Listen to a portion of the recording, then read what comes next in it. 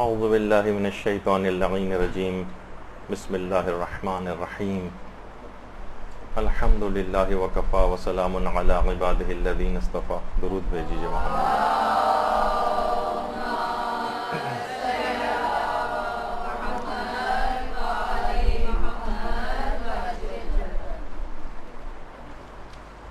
سب سے پہلے تو آج سب آپ لوگوں کو پیشگی ولادت باسعادت حضرت حجت علیہ الصلاۃ والسلام مبارک ہو. اللہم صلی علی محمد.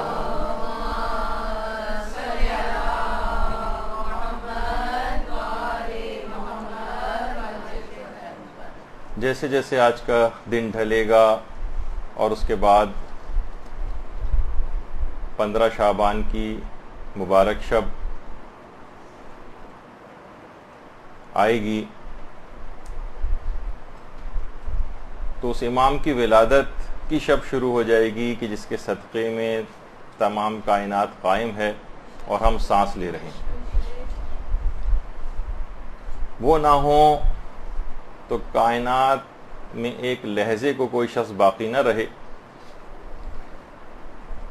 دیکھیے، سب سے پہلی بات تو یہ ہے کہ یہ امامت کا جو عہدہ ہے جو امام زمانہ علیہ السلام کے پاس ہے، یہ ایک الہی عہدہ ہے. کسی شخص کو اس کی اجازت نہیں ہے کہ وہ خود سے اپنے لیے امام منتخب کرے، اور یہی دلیل آغا محسن قرتی نے کانفرنس میں دی تھی کہ جس کے اندر تمام مسلمان علماء شریک تھے. تو انہوں نے وہاں پر ایک سوال رکھا کہ ہم سب لوگ یہاں پر جمع ہیں، ہم سبھی کا اعتقاد یہ ہے کہ امام زمانہ آئیں گے. کچھ کا ہے کہ پیدا ہو چکے ہیں، کچھ کا ہے کہ پیدا ہوں گے. تو ایسا کیوں نہ کریں کہ ہم سب لوگ مل کر ایک منتخب کر لیں کہ یہ ہیں امام زمانہ. تو جتنے بھی اور غیر شیعہ علماء وہاں پہ موجود تھے انہوں نے کہا نہیں، یہ تو ممکن ہی نہیں ہے. یہ ممکن ہی نہیں ہے کہ ہم امام مہدی کو خود سے مقرر کر سکیں. تو انہوں نے یہی کہا کہ دیکھیے، جب 12واں جانشین خود سے منتخب نہیں کیا جا سکتا تو پہلا جانشین کیسے خود سے منتخب کیا جا سکتا؟ تو ایک الہی عہدہ ہے. اچھا، مومنین کرام آج کل ایک دوسری قسم کی بحثوں کے اندر لگ گئے. وہ یہ ہے کہ شرائط ظہور کو چھوڑ کر علائم ظہور کی تلاش میں لگ گئے. کون کون سی علامات ہیں امام کے ظاہر ہونے کی، اس کی تلاش میں سب لوگ لگے ہوئے ہیں، لیکن شرائط ظہور کی تلاش میں کوئی بھی نہیں. دیکھیے، امام کو ظہور کے بعد کن چیزوں کی ضرورت ہوگی، کتنے صالح افراد کی ضرورت ہوگی، ان کے ظہور کے لیے کس قسم کے افراد درکار ہیں، ان کی تیاری کے لیے کیا کیا جائے، ان افراد کا معیار کیا ہوگا، اس معیار تک ہم خود کو کیسے پہنچائیں، ہم کیا تیاری کریں، کیسے تیاری کریں، غیبت کے زمانے میں ہماری ذمہ داریاں کیا ہیں. 1 2 3 4 5 کر کے اگر آپ کسی سے پوچھیں تو وہ نہیں بتا سکے گا. عالمی حکومت کے قیام کے بعد امام کو ہر شعبے میں کتنے صالح افراد درکار ہوں گے، یہ اس کی متعلق کسی نے آج تک کبھی انفارمیشن لینے کی، معلومات لینے کی کوشش نہیں کی. دیکھیے، پوری دنیا کے نظام کو ٹھیک کرنا ہے. آیت اللہ باقر الصدر ایک بات بہت اچھی کہتے تھے کہ انسانی تاریخ میں 2 ایسی ہستیاں گزری ہیں کہ جن کی ذمہ داری یہ تھی کہ انسانی تمدن کو بالکل اثر نو تعمیر و ترقی اس کی کریں. ایک تو فرماتے تھے کہ حضرت نوح، 950 سال کی تو صرف تبلیغ حضرت نوح کی، اور اس عظیم طوفان کے بعد دوبارہ سے اثر نو انہوں نے تہذیب اور تمدن کی تعمیر کی. اور فرماتے ہیں کہ دوسری وہ عظیم شخصیت امام زمانہ علیہ السلام کی ذات گرامی،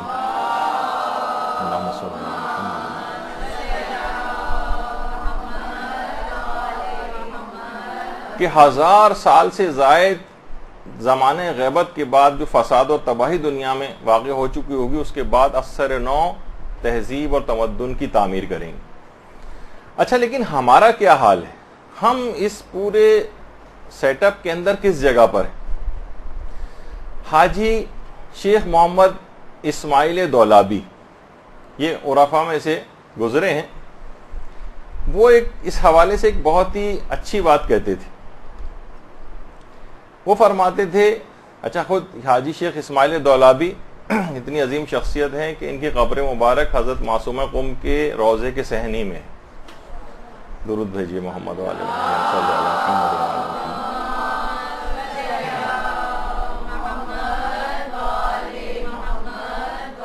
فرماتے تھے آخری زمانے میں لوگوں کی حالت کے لیے یہ مثال سے دے کر سمجھاتے تھے کہ اگر کسی شخص کے 4 بیٹے ہوں اور وہ چاروں بیٹوں کو ایک کمرے میں بند کر کے چلا جائے اور کہے کہ میں کام سے جا رہا ہوں، میرے آنے تک تم انتظار کرو، اس کے بعد وہ کسی جگہ سے چھپ کر یا کوئی کیمرہ لگا کر لوگوں کی حالت، اپنے بیٹوں کی حالت زار دیکھے کہ وہ کیا کر رہے ہیں. تو کہہ رہے ہیں ایک بیٹا مثلا یہ کر رہا ہے کہ ان کی غیر موجودگی سے غلط فائدہ اٹھا کر باپ کی گھر میں ادھم کر بازی مچانی شروع کر دی، چیزوں کو پھینکنا شروع کر دیا، گھر کے نظام کو درم برم کر رہا ہے. کہہ رہے دوسرا بیٹا دیکھتا ہے کہ میرا بھائی چیزوں کو پھینک رہا ہے اور جو ہے وہ گھر کے اندر تباہی مچا رہا ہے، دوسرا بھائی رونے چلانے لگتا ہے اور دعائیاں دیتا رہتا ہے کہ بابا جلدی آئیے، دیکھیے کیا کر رہا ہے. یہ دوسرا بیٹا ہے.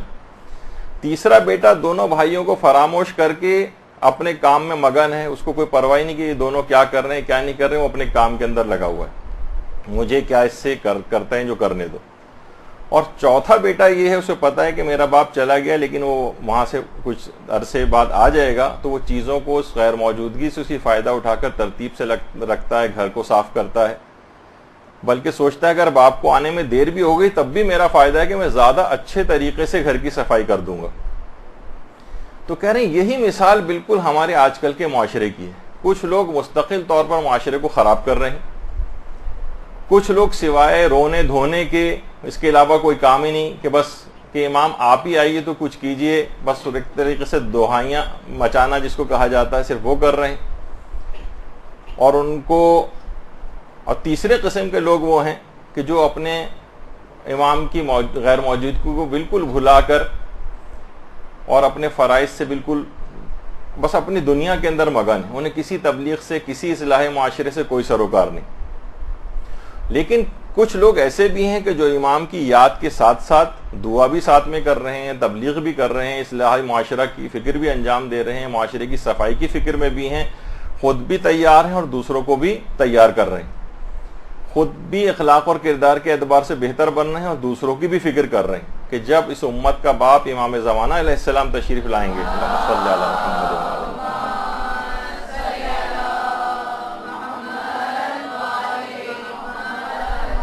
تو اس دوران ہم نے اپنے ذمے کا کام کیا ہوا. تو اب دیکھیں یہی 4 افراد کے گروپس ہم کو معاشرے کے اندر نظر آ رہے ہیں. ہمیں یہ دیکھنا ہے کہ ہم کون سے والے گروپ کے اندر جا رہے ہیں. دیکھیے ایک اور بات علماء کہتے ہیں کہ تمام معصومین جو ہیں، تمام معصومین ان کی ہم سے یک طرفہ محبت ہے. معصومین ہم سے یک طرفہ محبت میں گرفتار ہیں. امیر المومنین علیہ الصلوۃ والسلام نے اپنے ایک صحابی اللہم صلی علی محمد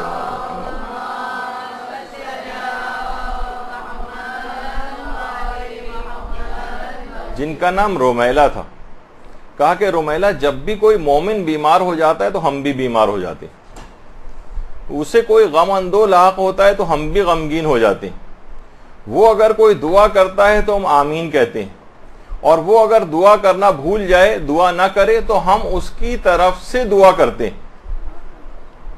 امام کی یک طرفہ محبت ہم سے. اسی طریقے سے پروردگار عالم بھی مومنین سے ایک لحاظ سے جو آج کل ہم لوگوں کی حالت ہے یک طرفہ محبت میں گرفتار ہے. وہ خود حدیث قدسی کے اندر فرماتا ہے اگر مجھ سے روگردانی کرنے والے جان لیتے کہ میں ان سے کس قدر میں ان کا مشتاق ہوں تو وہ شدت شوق سے مر جاتے. یعنی پروردگار کی اتنی شدید محبت. اچھا اس دنیا میں بھی دیکھیے یک طرفہ محبت کے ہم آپ میں سے کوئی بھی قائل نہیں. ہم سب آپ بدلہ چاہتے ہیں. جو رشتہ دار آپ کے گھر نہیں آتا آپ بھی اس کے گھر پہ نہیں جاتی. جو اگر آپ کو کوئی تحفہ نہ دے تو آپ بھی اس کو تحفہ نہیں دیتی. کوئی اگر آپ سے اظہار عقیدت و محبت نہ کرے آپ بھی اس سے نہیں کرتی. اس نے اگر شادی میں نہیں بلایا تو آپ بھی اپنے گھر کی شادی میں اس کو نہیں بلاتی. اس نے اگر حتیٰ کہ مجلس میں آپ کو نہیں بلایا تو آپ بھی اس کو نہیں بلاتی ہیں یا اس کی مجلس میں نہیں جاتی. تو امام زمانہ علیہ السلام سے زیادہ مضطر اور غمگین کوئی بھی نہیں. اذن ظہور کے لیے ماننے والوں سے اپنی بار بار دعا کی اپیل کرتے ہیں, ان کو نصیحتیں کرتے ہیں, ان کو ہدایتیں دیتے ہیں. نہ اس بات کو جاننے کا کسی کو شوق ہے, نہ ان کی تعمیل احکام کا کسی کی کوئی پرواہ.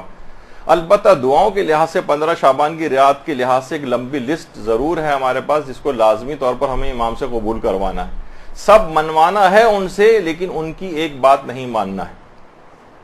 یہ ون وے ٹریفک یا جس کو ون وے ٹکٹ جس کو کہا جائے, یہ نہ دنیا میں قبول کیا جاتا ہے اور نہ آخرت میں قبول کیا جائے گا. خود امام زمانہ علیہ السلام فرماتے ہیں کہ ہم تمہاری سرپرستی اور دیکھ بھال میں کوتاہی نہیں کرتے اور نہ تم لوگوں کو فراموش کرتے ہیں. اگر ہم ایسا نہ کرتے تو یقیناً تم پر مصیبتیں نازل ہو جاتی اور دشمن تم کو جڑ سے اکھاڑ پھینکتے.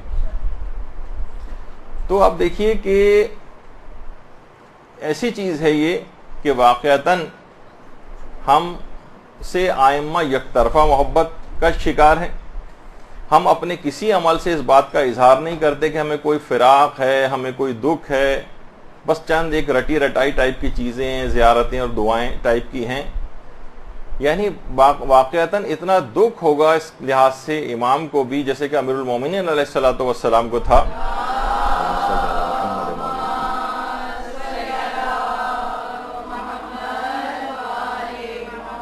کہ باقاعدہ نہج البلاغہ میں کوفیوں کے لیے امیر المومنین کے جملے ہیں کہ خدا علی کو تم سے چھین لے اور تم کو علی سے چھین لے. یعنی ایک لحاظ سے امیر المومنین نے گویا ایک موت کی دعا مانگی کہ علی تم سے تنگ آ چکا ہے, نہ تمہیں علی کی ضرورت ہے اور نہ علی کو تمہاری ضرورت ہے. ایسا کیا کیا تھا ان لوگوں نے؟ علماء ایک سوال اٹھاتے ہیں کہ ایسا کیا کیا تھا. وہ یہی تھا کہ مولا کی کسی بات کو نہیں مانتے تھے, ان کی کسی نصیحت کو نہیں مانتے تھے, ان کی کسی ہدایت کو ماننے کو تیار نہیں تھے. جھوٹ بولتے تھے کہ ہم کو علی کی ضرورت ہے. علماء فرماتے ہیں آج ہماری زندگی کو آپ اٹھا کے دیکھیں, مصروفیات کو اٹھا کے دیکھیں, ہماری شادی کی تقریبات کو اٹھا کر دیکھیں, ہمارے جشن کے پروگراموں کو اٹھا کر دیکھیں, ہمارے جو اسکول کالج اور یونیورسٹیز کو, تعلیمی اداروں کو اٹھا کر دیکھیں, گلی کوچوں کو دیکھیں, ہمارے گھر کو دیکھیں, رہن سہن کے انداز کو دیکھیں, کسی سے اس بات کا اظہار نہیں ہو رہا ہے کہ کہیں پر بھی ہمیں امام زمانہ کی کوئی ضرورت ہے. صرف ہم کو اپنی حاجت کی فکر ہے کہ بس یہ چیزیں ہیں, گھر ہو جائے, شادی ہو جائے, اولاد ہو جائے, مال و دولت صحیح طور پر آ جائے, امن و امان ہو, تاکہ اطمینان کے ساتھ ہم اس طرح کی زندگی بسر کریں. وہ ہے نا شعر کی, حاجت روائی کی امید ہے سب کو, کبھی حال پوچھا ہے حاجت روا کا. تو امام زمانہ علیہ السلام کی کسی کو کوئی فکر نہیں. اور باقاعدہ دیکھیے شیعوں پر ایک لحاظ سے اگر آپ اٹھا کر دیکھیں ایک طنز بھی کیا جاتا ہے, وہ یہ کہ ان کا امام کسی سرداب میں ہے اور وہاں سے وہ جو ہے وہ غائب ہو گئے. تو اس سے دیکھیے کہ یہاں پر یقیناً سرداب سے امام کی غیبت شروع ہوئی ہے, اور یہ 3 اماموں کی عبادت کی جگہ ہے. لیکن اب آپ دیکھیں کہ امام جو ہیں اس کے اندر نہیں بلکہ دنیا میں لوگوں کے درمیان ہی میں رہتے ہیں. یعنی امام کسی جگہ جا کر غائب نہیں ہوئے ہیں, کسی سرداب کے اندر نہیں جو ہم پر طنز کیا جاتا ہے. تو امام خوش بھی ہوتے ہیں, غمگین بھی ہوتے ہیں. ہر مومن کی یہ خواہش بھی ہے کہ ہماری نہ جانے ہم کب سے امام کی زیارت کی دعائیں کر رہے ہیں, لیکن ہماری کوئی دعائیں قبول نہیں ہوتی. آخر ہمیں امام کی زیارت نصیب کیوں نہیں ہوتی؟ کتنے واقعات ہم پڑھتے ہیں کہ لوگوں کو زیارت ہوئی ہے لیکن ہمیں زیارت نصیب نہیں ہو رہی. اس کی ایک وجہ ہے باقاعدہ کہ جو کہ آیت اللہ حسن زادہ عاملی نے بتائی. اب آپ ہر شخص کو دیکھنا چاہیے اپنے آپ کو کہ یہ چیز اس کے اندر پائی جاتی ہے یا نہیں پائی جاتی. آیت اللہ حسن زادہ عاملی, دیکھیے سب سے پہلی بات تو یہ بتا دوں کہ آتھینٹسٹی بھی تو پتہ ہونی چاہیے. ماشاءاللہ سے حیات مجتہدین میں سے ہیں, اور پھر میں دوبارہ ہر دفعہ ذکر کرتا ہوں, لیکن وہ بات ہی ایسی ہے کہ آیت اللہ محمد حسین طباطبائی جیسا شخص یہ کہتا تھا ان کے متعلق, آیت اللہ حسن زادہ عاملی کے متعلق, کہ ان کا مقام اور مرتبہ سوائے امام زمانہ علیہ السلام کے کوئی نہیں جانتا.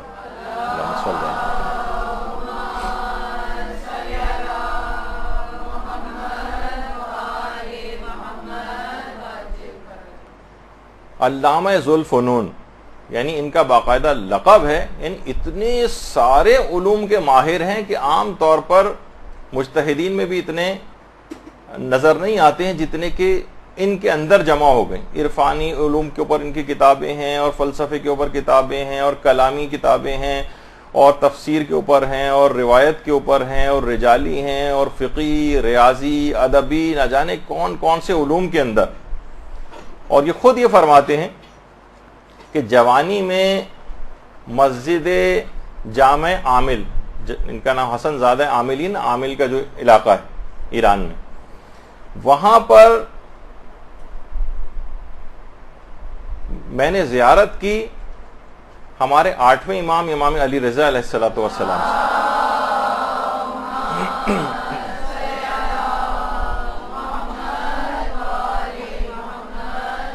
8ویں امام فرماتے کہ 8ویں امام نے مجھے اپنے قریب بلایا اور کہا کہ میرے قریب آؤ، اور اپنے چہرہ نورانی کے اوپر جو نمی تھی اس کی طرف اشارہ کر کے کہا کہ اسے تم نوش کرو. کہہ رہے ہیں کہ میں نے آگے بڑھا اور اپنے لبوں سے امام کے چہرے کی وہ نمی اپنے ہونٹوں پر لی. کہہ رہے ہیں اس کے بعد سے جیسے علوم و فنون کا ایک دریا جسے میرے اندر جو ہے وہ جاری ہوا.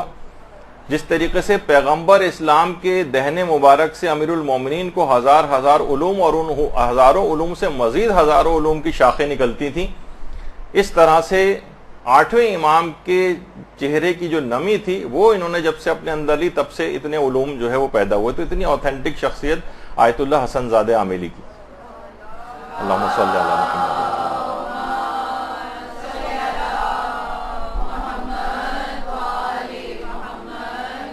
یہ آیت اللہ حسن زادہ عاملی فرماتے ہیں کہ آیت اللہ محمد حسین طباطبائی کے جو بڑے بھائی تھے جن کا نام تھا سید محمد حسن الہی طباطبائی، یہ عرفان اور سیر و سلوک میں آیت اللہ علی آقا قاضی کے شاگرد تھے. اور بلکہ آیت اللہ سید جلال آشتیانی فرماتے ہیں کہ مراتب سیر و سلوک میں حسن الہی اپنے بھائی محمد حسین طباطبائی سے بھی بہت آگے تھے مراتب سیر و سلوک. اور آیت اللہ جعفر سبحانی یہ فرماتے ہیں، یعنی خود آیت اللہ جعفر سبحانی ماشاءاللہ حیات ہیں، یہ فرماتے ہیں کہ آیت اللہ محمد حسین طباطبائی سے میں نے خود سنا ہے. دیکھیں میں ان کی آپ کو بتا رہا ہوں کہ یہ افراد کیا ہیں، ہمیں اپنے علماء کی بھی معرفت نہیں ہے. پھر میں اپنے موضوع پر آتا ہوں. یہ آیت اللہ جعفر سبحانی فرماتے ہیں کہ میں نے خود آیت اللہ محمد حسین طباطبائی سے سنا ہے کہ وہ فرماتے تھے کہ میں نے ایک دفعہ چشم برزخی سے جب مشاہدہ کیا تو میں نے دیکھا کہ میرے بھائی سید محمد حسن الہی طباطبائی سابقہ انبیاء کے ساتھ ان کی مجالست کے اندر بیٹھے ہوئے تھے. درود بھیجیے محمد علی.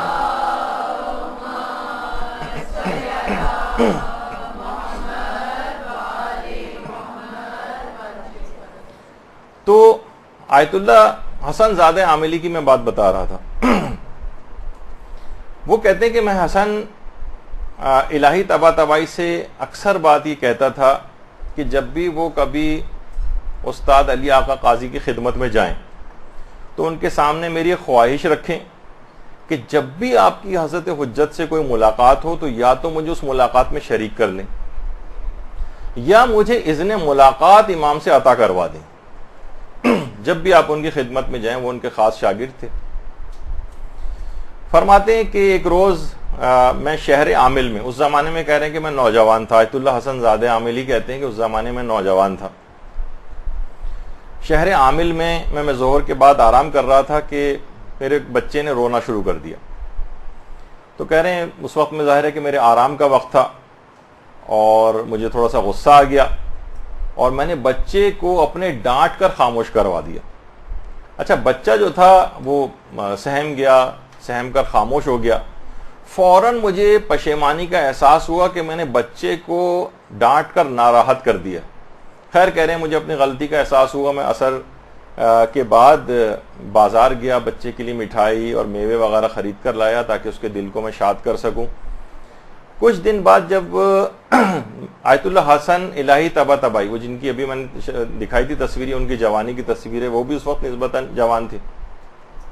ان کے پاس گیا اور ان کے سامنے اپنی اس خواہش کو دوبارہ رکھا کہ جب بھی آیت اللہ علی آقا قاضی طباطبائی کے پاس جائیں تو میری ایک تحریری درخواست ان کو دیں کہ مجھے امام زمانہ سے یا تو ملاقات کا شرف عطا کروا دیں، یا جب ان کی ملاقات ہو تو مجھے شریک ملاقات کر لیں۔ حسن الہی طباطبائی وہ درخواست لے کر آیت اللہ علی آقا قاضی کے پاس آئے اور ان کو لے جا کر دیا۔ آیت اللہ علی آقا قاضی نے ان کی درخواست پڑھا اور اس کے بعد ان کا چہرہ متغیر ہو گیا۔ اب جو جملے انہوں نے کہے وہ اگر اکیلے صرف وہ والی بھی وجہ ہو تو ہم سب کے لیے کافی ہے وہ کہ کیوں ہماری ملاقات امام سے نہیں ہوتی۔ انہوں نے کہا کہ وہ شخص امام زمانہ سے کیسے ملاقات کر سکتا ہے جو اپنے ایسے خراب اخلاق کا مظاہرہ اپنے بچوں یا گھر والوں سے کرتا ہو تنبیہ کے لحاظ سے، اور اتنی معمولی سی بات صرف تھی کہ بچے کو غصے سے ڈانٹ کر خاموش کرا دیا تھا جو سہم گیا تھا، اور کہا کہ وہ شخص کے جو کہ تندی اور ترشی سے پیش آتا ہو اپنے گھر والوں سے، وہ کبھی بھی امام سے ملاقات کا شرف حاصل نہیں کر سکتا۔ جو کسی سے بد اخلاقی سے پیش آتا ہو وہ کبھی اس مقام اور مرتبے تک کو حاصل نہیں کر سکتا کہ وہ امام زمانہ سے ملاقات کا شرف حاصل کر سکے۔ دیکھیے کتنی اہم بات ہے یہ کہ عام طور پر ہمارے گھروں کے اندر کتنا یہ سب چیزیں اس قسم کے برے اخلاق دیکھنے میں آتے ہیں۔ ایک جملہ ہے جو کہ آیت اللہ علی آقا قاضی سے بھی منسوب ہے، اور یہی جملہ ان کے ایک شاگرد ہاشم حداد سے بھی۔ ان دونوں کے متعلق یہ بات پائی جاتی ہے کہ جب ان سے کسی نے پوچھا کہ کیا آپ نے امام زمانہ سے ملاقات کی ہے، تو انہوں نے جواب دیا کہ اندھی ہو جائے وہ آنکھ جو صبح ہوتے ہی اولین نگاہ اپنے زمانے کے امام کے چہرے کے اوپر نہ ڈالے۔ اللہم صلی اللہ علیہ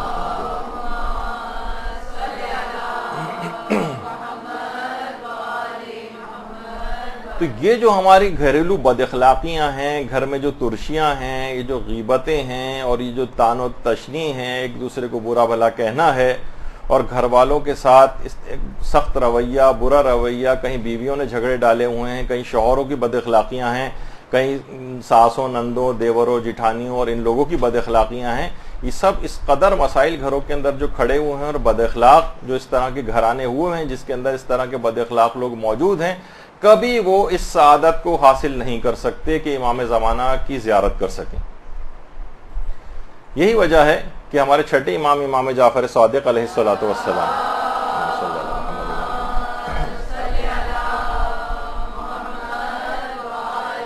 فرماتے ہیں کہ جو شخص حضرت قائم کے اصحاب میں شامل ہونا چاہے اسے انتظار کرنا چاہیے، اور انتظار کے دوران تقوی اور نیک اخلاق کو اختیار کرنا چاہیے۔ تقوی کو اور نیک اخلاق کو اختیار کرنا چاہیے۔ ہمارے ہاں یہی نیک اخلاق بالکل مفقود ہوتا جا رہا ہے، اور گھروں میں سب کو اس کی مثالیں لوگوں کے سامنے۔ اچھا، جن کا بھی تذکرہ ہوا تھا حاجی شیخ اسماعیل دولابی کا، یہ خود کہتے تھے، بڑا اچھا ایک جملہ کہتے تھے کہ دیکھیے فشار قبر کا علم سب کو ہے، لیکن اس کی دنیا کے اندر بھی قابل مشاہدہ مثال ہے۔ فشار قبر کی دنیا میں قابل مشاہدہ مثال کہتے تھے وہ ہے بد اخلاق شخص، یہ خود کو بھی فشار دیتا ہے اور دوسروں کو بھی فشار دیتا ہے۔ بد اخلاق شخص جو ہوتا ہے ہر وقت غصے میں، ہر وقت بد کلامی، اور آپس میں ہر وقت کے لڑائی جھگڑے، کوئی اتحاد و اتفاق نہیں، گھروں کے اندر بھی لوگوں کا اتحاد و اتفاق آپس میں نہیں ہے۔ حاجی اسماعیل دولابی ایک بہت اچھی بات کہتے تھے کہ جب مومنین کے دل متفرق ہوتے ہیں، الگ الگ ہوتے ہیں، وہ ایک دوسرے سے جھگڑتے ہیں، تو ان کی مثال آب قلیل کی سی ہوتی، اور جب وہ اتحاد ان میں ہو جاتا ہے تو اب آب قلیل سے آب کر کے حکم میں داخل ہو جاتے ہیں۔ جو کہ فقہی طور پر آب قلیل اور کر کو سمجھتے ہیں واقعی یقیناً اس مثال سے لطف لیں گے۔ کہتے ہیں آب قلیل ایک قطرہ نجاست کے گرنے سے پورا پانی نجس ہو جاتا ہے۔ آب قلیل کسی چیز کو اگر پاک کرنا چاہیں، آب قلیل سے تو آپ کو بہت محنت کرنی پڑتی ہے، کئی دفعہ پانی ڈالنا پڑتا، اور آب قلیل کو اگر آب کر میں تبدیل کرنا ہو تو اتنی زیادہ تعداد میں آب قلیل کو ملانا پڑے گا کہ وہ مل کر آب کر کے اندر تبدیل ہو جائے۔ اور مومنین کے دلوں کو آپس میں ملانے کے لیے وہ کہتے تھے کہ ولایت حضرت علی ابن ابی طالب علیہ الصلوۃ والسلام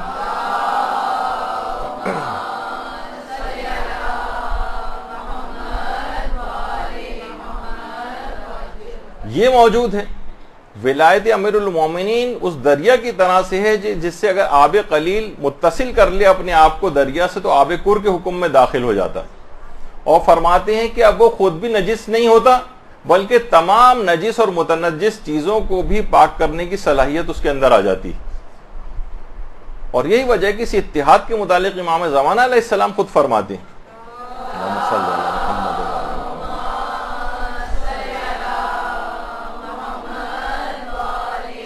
کہ اگر ہمارے شیعہ ایک دل اور متحد ہو کر ہمارے ساتھ کیے گئے عہد و پیمان کو پورا کرتے تو ہمارا ظہور بہت جلد ہو جاتا.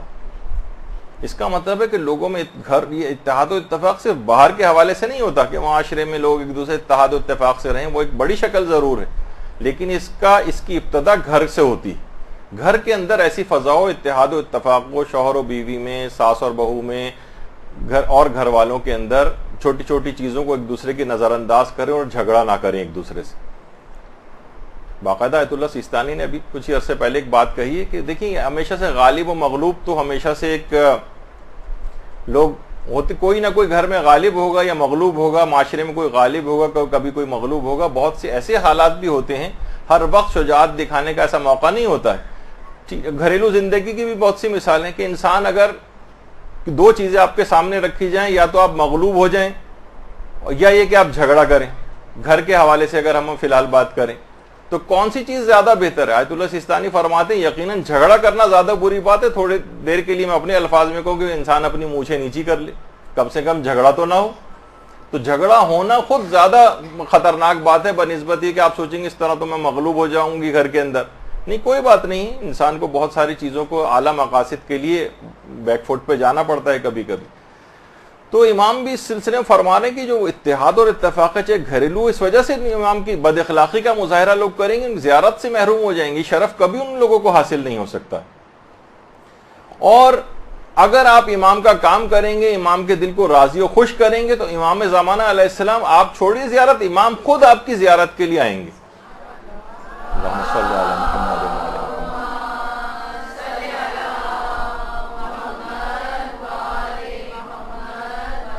تہران کے جو امام, ہاں اس کے اندر یہ بھی ایک اہم بات ہے کہ دیکھیے پہلے اور بات بتا دوں کیونکہ سلائیڈ ہی آ گئی بیچ میں, کہ امام وقت کا حق ادا کرنا, امام کے حقوق کیا ہیں اس کی بھی تو معرفت ہونی چاہیے نا. جب بھی آیت اللہ کوہستانی فرماتے تھے کہ غیبت امام زمانہ میں جو سب سے بڑی بلا اور مصیبت مومنین کی اپنی ذمہ داریوں سے لا علمی, ان کو پتہ ہی نہیں کہ ہماری ذمہ داریاں ہیں کیا. اور اگر کوئی ذمہ داری پتہ کر کے امام کے لیے کام کرے گا تو امام خود ملاقات کے لیے آئیں گے. تو ابھی میں جن کا ذکر کر رہا تھا تہران کے جو امام جمعہ ہیں حجت الاسلام صدیقی, یہ خود فرماتے ہیں کہ جب تک کہ رہبر معظم صدر تھے تب تک آیت اللہ سید رضا بہاؤالدینی سے ان کا رابطہ نہیں تھا, اور حجت الاسلام فاطمی نیا وہ خود ان سے رابطے کا ایک ذریعہ بنے تھے. ایک دفعہ آیت اللہ رضا بہاؤالدینی بیمار ہو گئے تھے. عرفہ میں, ایران کے معروف عرفہ میں ان کا شمار ہوتا ہے رضا بہاؤالدینی کا.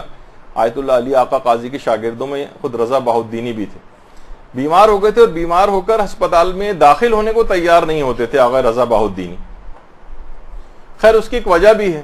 دیکھیے ہاسپٹلس کے اندر عام طور پر دیکھنے میں یہ آتا ہے کہ انسان واقعتاً کوئی خدا ایسا انتظام کر دے, دعا کرنی چاہیے کہ انسان اپنے گھر میں عزیز و اقارب کے درمیان کہ اس کے لیے حالت احتضار کے اعمال کر رہے ہوں, اس طرح کی چیزیں ہو جائیں. عام طور پر ہسپتالوں میں ایک دوسری طرح کا ایک طریقہ کار ہوتا ہے, بلکہ آپ کو آخری اوقات میں وہ لوگ کمرے سے باہر بھی نکال دیتے ہیں اور بہت ساری چیزیں جو اس وقت مرنے والے کو احتضار کے لحاظ سے ضروری واجبات مستحبات ہوتے ہیں وہ بھی انجام نہیں دے پاتے. تو آیت اللہ بہاؤالدینی تیار نہیں ہوتے تھے کہ میں اسپتال میں داخل ہوں. تو باقاعدہ رہبر معظم نے فاطمی نیا, حجت الاسلام فاطمی نیا کو باقاعدہ بھیجا اور کہا کہ آپ ان کو تیار کریں. آقا رضا بہاؤالدینی کو تیار ہو گئے اسپتال میں داخل ہونے پر, اور داخل ہونے کے بعد صحتیاب ہو کر بھی وہاں سے واپس آئے. اچھا, اب حجت الاسلام صدیقی جو امام جمعہ ہے تہران کے، وہ فرماتے ہیں جب میں ان کی عیادت کے لیے گیا آیت اللہ رضا بہاؤالدینی کی، تو بہت سی باتیں ہوئیں، باتوں میں انہوں نے ذکر کیا کہ حضرت حجت اس حقیر سے ملاقات کے لیے ہسپتال میں تشریف لائے تھے۔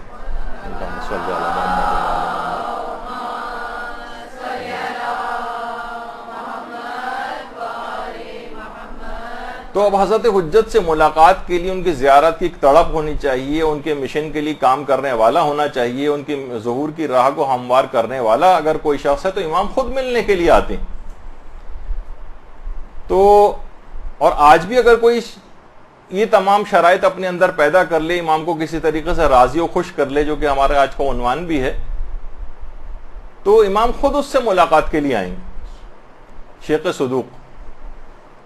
شیخ صدوق کہتے ہیں میں نے خواب میں دیکھا کہ میں مکے میں ہوں، طواف کر رہا ہوں، اور 7ویں چکر کے بعد جب میں حجر اسود پر پہنچا تو حجر اسود کو میں نے بوسہ دیا، اور وہ دعائیں میں پڑھنے لگا جو حجر اسود کو بوسہ دیتے وقت پڑھی جاتی۔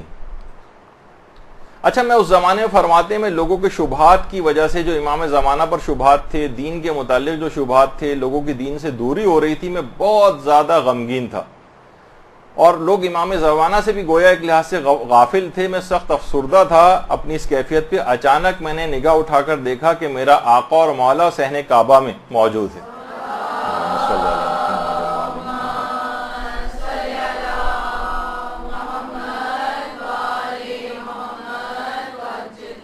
فرماتے ہیں کہ امام نے ایک عارفانہ نگاہ مجھ پر ڈالی اور میری ساری کیفیت کو پہچان گئے۔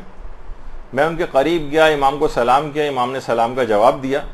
امام نے فرمایا تم غیبت سے متعلق کوئی کتاب تحریر کیوں نہیں کرتے ہو تاکہ تمہارے دل کا غم دور ہو جائے۔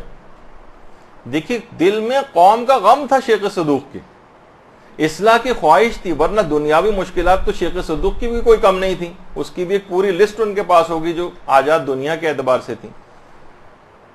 تو اسی تڑپ اور اس مشن کا احساس ان کے اندر تھا، تو انہوں نے عرض کیا یا ابن رسول اللہ، امام زمانہ اس موضوع پر، غیبت کے موضوع پر تو میں بہت سی کتابیں لکھ چکا ہوں۔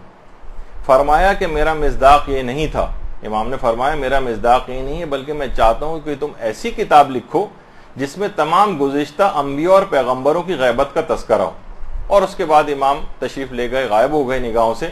کہہ رہے میں خواب سے بیدار ہوا، طلوع فجر تک میں گریہ اور مناجات کے اندر اور رونے میں مصروف رہا، اور اس کے بعد اسی صبح سے میں نے ایک کتاب لکھنے کا آغاز کر دیا جو امام زمانہ کی ہدایت تھی، اس متعلق کتاب، اور اس کے بعد کمال الدین و تمام النعمہ کے نام سے انہوں نے کتاب مکمل کی۔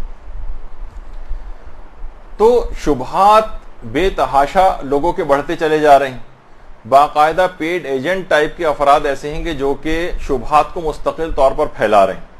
آج کل ایک بہت بڑا طبقہ آج کل اخلاقیات کے لحاظ سے تباہ و برباد کرنے کا کام تو میڈیا پہلے سے کر ہی چکا ہے، اور ماشاءاللہ مستقل طور پر کرتا چلا جا رہا ہے، لیکن عقائد کے اعتبار سے بھی ایسے شبہات ایجاد کیے جا رہے ہیں، اور ہزاروں قسم کے مومنین اس کے اندر گرفتار ہو رہے ہیں، ان کی تعداد مستقل بڑھ رہی ہے، شبہات پیدا کرنے والوں کی تعداد مستقل بڑھ رہی ہے۔ اس سلسلے میں اپنی ذمہ داری کو تمام مومنین کو سمجھنا چاہیے۔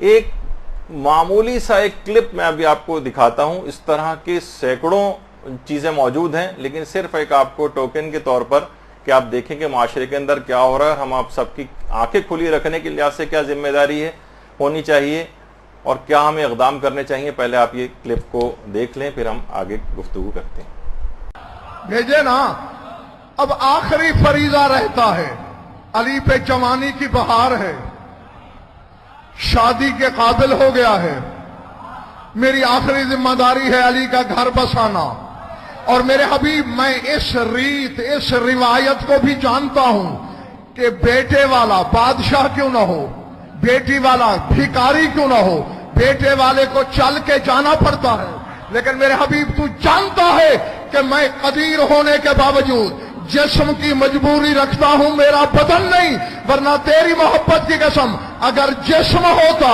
رشتہ لینے مدینے چل کے آتا۔ سمجھ میں آئی بات؟ اگر بدن ہوتا چل کے آتا، لیکن میرے حبیب تیری محبت میں مجھے اتنا بھروسہ تھا इतना नाज था कि तेरा मेरा घर बांटा हुआ नहीं है, तो महसूस नहीं करेगा। इसलिए रात के पर्दे में, किबरियाई की तन्हाई में, वहदत की खलवत में तुझे बुलाया, मुझे अली के लिए बतूल का रिश्ता चाहिए। सर उठाना, जो सोच के जंगल में खोया हुआ नहीं, जिसकी मां के दूध का असर अली को मानना है, उसके लिए जुमला कह रहा हूं। रसूल ने सजदा किया। पालने वाले, लंबी चौड़ी तमहीद की जरूरत क्या है? मैं तेरा बंदा, बतूल तेरी कनीज। जिब्रील के जरिए पैगाम भेज दिया होता, मैं हां कर देता, हिजाब इलाही में ज़ल्ज़ला आया, कहा है मेरे हबीब, जिब्रील जैसे कमीन की जबान में ये तहारत कहां कि वो बतूल का रिश्ता मांगे। चलो नजफ और मक्का चलते हैं। अबू तालिब पादरी के पास आए, एहतराम अबू तालिब में पादरी खड़ा हुआ। क्यों आए? अबू तालिब कहते जरा एक जायचा बना। क्या? जरा देख तो सही, 13 रजब फजर के वक्त इतने बजकर इतने मिनट पर, इतने बजकर इतने मिनट पर, इतने बजकर इतने मिनट पर एक बच्चा पैदा हुआ है। बता वो किन सिफात का मालिक होगा? एक बच्चा आया है, बता वो किन सिफात का मालिक होगा? सिफ्तैन खोसा मुझे हैदरिया मस्जिद के इस मिंबर की अजमत की कसम, पादरी ने पर्चा उठाया, कागज कलम लिया, एक जायचा बनाया, देखा, फाड़ दिया, दूसरा लिया, बनाया, फाड़ दिया, तीसरा लिया, बनाया, फाड़ दिया, चौथा लिया, बनाया, फाड़ दिया। जब लातादाद जायचे बनाता रहा, फाड़ता रहा, अबू तालिब ने कहा बताता क्यों नहीं कि 13 रजब को इतने बजे जो बच्चा आया वो क्या होगा? पादरी खड़ा होकर कहने लगा, अबू तालिब जो वक्त तू बता रहा है उसमें अल्लाह तो पैदा हो सकता है, बच्चा पैदा है। ये भी ज़हन में रखें, जो कुछ आज तक मौलवी ने में तुम्हें खुदा बता रखा है वो खुदा नहीं है। नहीं, मुझसे दलील मांगो, दलील मांगना तुम्हारा हक है, शक की नजासत लेके जाना तुम्हारा हक नहीं है। कुरान में सूरह साफात में अल्लाह नहीं कह रहा सुबहान रब्बिक रब्बिल इज्जति अम्मा यसिफून, जो कुछ जमाना मेरी सिफतें बयान कर रहा है, अल्लाह कहता है मैं उससे बुलंद हूं। अब मौलवी कहता है अल्लाह खालिक है, अल्लाह कहता है मैं इससे बुलंद हूं। मौलवी कहता है अल्लाह राज़िक है, अल्लाह कहता है मैं इससे बुलंद हूं। मुझे ज़ात वाजिब की कसम, लाख कुरान मेरे सर पे रख, अब्बास का अलम मेरे हाथ में दे, कुरान उठा के अलम थाम के भी कहूंगा, जब अली का 11वां बेटा और तेरा 12वां इमाम ज़हूर करेगा, मैं साबित करूंगा जो तुझे खुदा बताया गया वो सलमान था, अली आगे, अल्लाह और आगे। मजलिस पड़ी थी मगर उसको आधा किया था, मगर वो मुकम्मल करता चलो क्योंकि आयत भी वही है। ठीक है, ये जो लफ्ज बे है ना, याद है आपको? इन्नमा युरिदुल्लाहु लियुज़हिबा अन्कुमुर रिज्सा अहलल बैत व युतahhirakum तत्हीर। इरादा अल्लाह का ये है कि वो इनको पाक रखे जैसे पाक रखने का। मगर अबुल हसन शाह जी, इसमें एक लफ्ज है जो मौलवी ने निकाल दिया है। अगर वो लफ्ज रहता तो इसका तर्जुमा ही कुछ और होता। वो लफ्ज ये है इन्नमा युरिदुल्लाहु लियुज़हिबा अन्कुमुर रिज्सा बे अहलल बैत।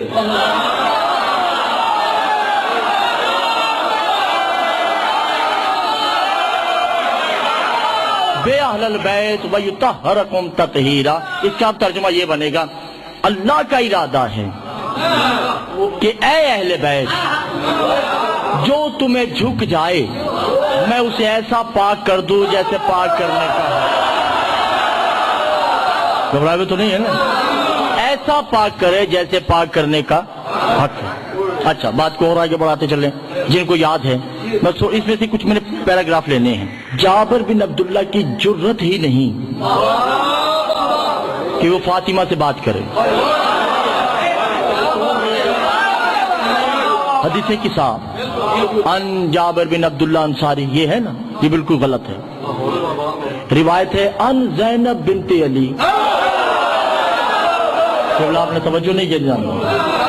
ज़ैनब बिनते अली 5 चादर में आते हैं, फिर कहते हैं जिब्रील भी आया। जिब्रील नहीं आ सकता। जिब्रील को तो सरकार आले मोहम्मद का इदराक ही नहीं। जिब्रील को آل محمد کا شعور ہی نہیں، علم ہی نہیں۔ اگر اسے آل محمد کا ادراک ہوتا نا، جب محمد کہہ رہے تھے چلو آگے، تو وہ انکار نہ کرتا۔ سدرۃ المنتہا پہ کہا نا کہ یا رسول اللہ میں آگے نہیں جا سکتا، اس کا یقین ہوتا کہ محمد کہہ رہے ہیں تو چلا جاتا۔ نہ جانا اس بات کی دلیل ہے کہ اسے آل محمد کا ادراک ہی نہیں ہے۔ جب ادراک نہیں تو چادر میں کیسے آ سکتا ہے؟ اور کسی فرشتے میں جرت بھی نہیں کہ وہ صحن فاطمہ میں آئے، کسی فرشتے میں طاقت نہیں ہے، مگر ہاں حسن آئے، حسین بھی آئے، علی بھی آئے، فاطمہ بھی آئیں۔ توجہ ہے یہ نہیں؟ علی یدخل علی، پھر علی آئے۔ جو سمجھ رہے ہیں ان کو میں، وہ علی کون تھے؟ اس کا نام تھا علی ابن الحسین۔ امام سجاد بھی چادر میں آئے۔ وَيَدْخُلُ محمد باقر، امام باقر بھی نازل ہوتے ہیں، چادر میں آ گئے۔ امام جعفر صادق بھی نازل ہوئے، چادر میں آ گئے۔ امام موسیٰ کاظم بھی نازل ہوئے، چادر میں آئے۔ امام علی رضا تا امام زمان۔ جب سب اکٹھے ہو گئے نا، اب اللہ کا ارادہ ایک ہو گیا۔ اللہ کا ارادہ جب ایک ہوا تو اب اللہ نے کہا یا ارادت، اے میرے ارادو، یا قلم الاولی، اے میری اول قلم، مؤذن اذن ہی یدخل للہ، اگر تم اجازت دو تو میں اللہ بھی آ جاؤں۔ توجہ قبلہ، یہ میں نے بڑی کلیجے کی طاقت سے یہ جملہ کہنا ہے، میرا ساتھ دیجئے گا۔ جو ہی کہا نا کیا کلمہ اول، میں بھی تمہارے ارادے میں شامل ہونا چاہتا ہوں، میں بھی آنا چاہتا ہوں۔ اس وقت جناب سیدہ نے کہا لیا لیا، اہلن و سہلن، اے بار الہ آ جا۔ اب وجود تو وہ رکھتا نہیں، مولا فرماتے الوجوہ الاسماء العباس ہی، اس نے اپنے آپ کو عباس کے وجود میں ڈھالا۔ کوٹ عبد المالک والوں نے اتنا بڑا جملہ ضائع کر دیا اسرار کا، خدا نے اپنے آپ کو عباس کے پیکر میں ڈالا، ہو بہو عباس بنایا۔ بظاہراً عباس ہے، باطن میں عباس نہیں ہے۔ نہ سرکار، ایسا نہیں ہے۔ خدا نے بظاہراً توحید کے وجود 2 دفعہ ڈھالے ہیں۔ گھبراہ ہوئے تو نہیں ہے جاننا۔ پہلا دیکھیے، میں پہلے کہہ چکا ہوں کہ اس کا ارادہ ہے ان سے طہارت کو قریب رکھنا، اس کی ذمہ داری ہے، اور ہر اس کو نجاست سے دور رکھنا جو ان کا پیروکار ہے۔ خدا نے 2 دفعہ اپنے وجود کو ڈھالا ہے۔ ملک صاحب، میں بہت بڑی بات کرنے جا رہا ہوں۔ حسنین آ کے کہتے ہیں اماں کپڑے چاہیے، اماں کپڑے چاہیے۔ کا بیٹا درزی کے پاس ہے، درزی کو دیے۔ اسی کا نام کن ہے، اسی کا نام تو کن ہے، درزی کے پاس ہے۔ اب بی بی کی زبان سے نکلے جملے تو غلام شاہ جی اب یہ اللہ کی ذمہ داری ہے درزی بنانا، کیونکہ نجاست قریب نہیں آتی۔ اب اللہ نے کیا کہا، یا ایھا الملائکۃ خیاط الحسنین، جاؤ جنت میں کپڑے بناؤ جلدی۔ زہرا کی زبان سے جملے نکل چکے ہیں۔ خدا کی قسم، میں نے کتابوں میں پڑھا ہے کہ ہر فرشتہ ریشم کے درخت سے ریشم چن رہا ہے، اور 2 لباس نہیں بن رہے، جتنے فرشتے ہیں ہر فرشتہ لباس بنا رہا ہے۔ اب خدا دیکھ رہا ہے۔ جبریل جانے لگا، میکائیل نے روکا کہ خبردار، بہت ہو گئی، اب ہماری باری۔ میکائیل جانے لگا، اسرافیل نے روک لیا۔ اس فرشتے کا اس فرشتے کے ہاتھ میں گریبان، اس فرشتے کا اس فرشتے کے ہاتھ میں گریبان۔ ہر فرشتہ کہتا ہے ہم جائیں گے، ہر فرشتہ کہتا ہے ہم جائیں گے۔ جب یہ کہا نا، اب اللہ نے جو دیکھا، وجود رکھتا نہیں مگر مسکراہٹ آئی، چہرہ نہیں رکھتا مگر مسکرایا، لباس وجود میں ڈھلا، 2 کپڑے ہاتھوں پہ لیے، حسنین کے دروازے پہ آ کے کہتا یا فاطمہ انا خیاط الحسنین۔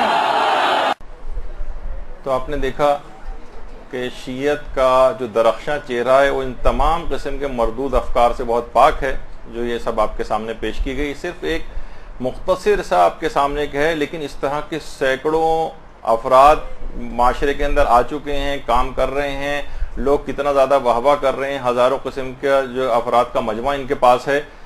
تو جو لوگوں کو دین سے انحراف کرے، اس موقع پر کتنی شدید ذمہ داری اس بات کی ہوگی کہ مذہب کا دفاع کیا جائے، ایسے افراد سے بیزاری کا اظہار کیا جائے، لوگوں کو ان کے متعلق آگاہ کیا جائے کہ ان کا بائیکاٹ کیا جائے اور ان ایسے افراد کو ہرگز بھی ممبروں کے اوپر نہ آنے دیا جائے.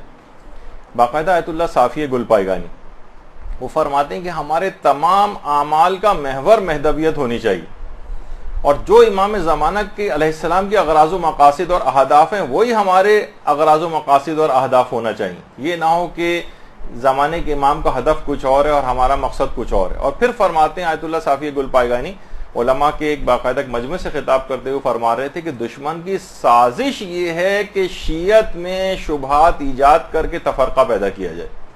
شبہات کی ایجاد، مردود افکار پھیلانے والے دیکھیے ان کے دو مقاصد عام طور پر لگتا ہے کہ پورے ہو جاتے ہیں. مثلا اگر آپ یہ تمام خرافات سنتے رہیں اور اس کے بعد اگر آپ خاموش رہیں تو یہ خرافات بھی پھیلتے چلے جاتے ہیں، تب بھی ان کا مقصد حل ہو جاتا ہے. اور ان کے خرافات کے خلاف اگر بولنا شروع کریں تو دوسری طرف سے خاص طرح کا ایک ریئیکشن آتا ہے اور مومنین پھر آپس میں جھگڑا کرنے لگتے ہیں اور دست و گریباں ہو جاتے ہیں. اس سے بھی ان کا مقصد حل ہو جاتا ہے. فرماتے ہیں لیکن اس موقع پر سنگین ذمہ داری یہ ہے کہ شبہات اور اشکالات کے لوگوں کو جوابات دیے جائیں. اور فرماتے ہیں یہ بات آپ یاد رکھ لیں کہ جب بھی کوئی بھی آپ اچھا کام کرتے ہیں تو سب سے پہلے اگر کوئی ذات خوش اور مسرور ہوتی ہے تو وہ امام زمانہ علیہ السلام کی ذات گرامی.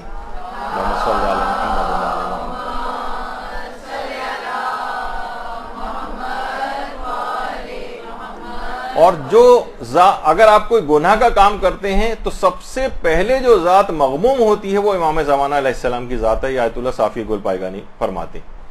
تو غیبت کے زمانے میں یہ جو پیریڈ چل رہا ہے اس میں گمراہی سے نجات وہی شخص پا سکتا ہے کہ جس کا عقیدہ بہت مضبوط ہو، جس طرح کے شکوک و شبہات کا شکار نہ ہو، ان ایسے افراد سے الرٹ ہو کر بیٹھے. یہی وجہ ہے کہ ہمارے امام حسن عسکری علیہ الصلوۃ والسلام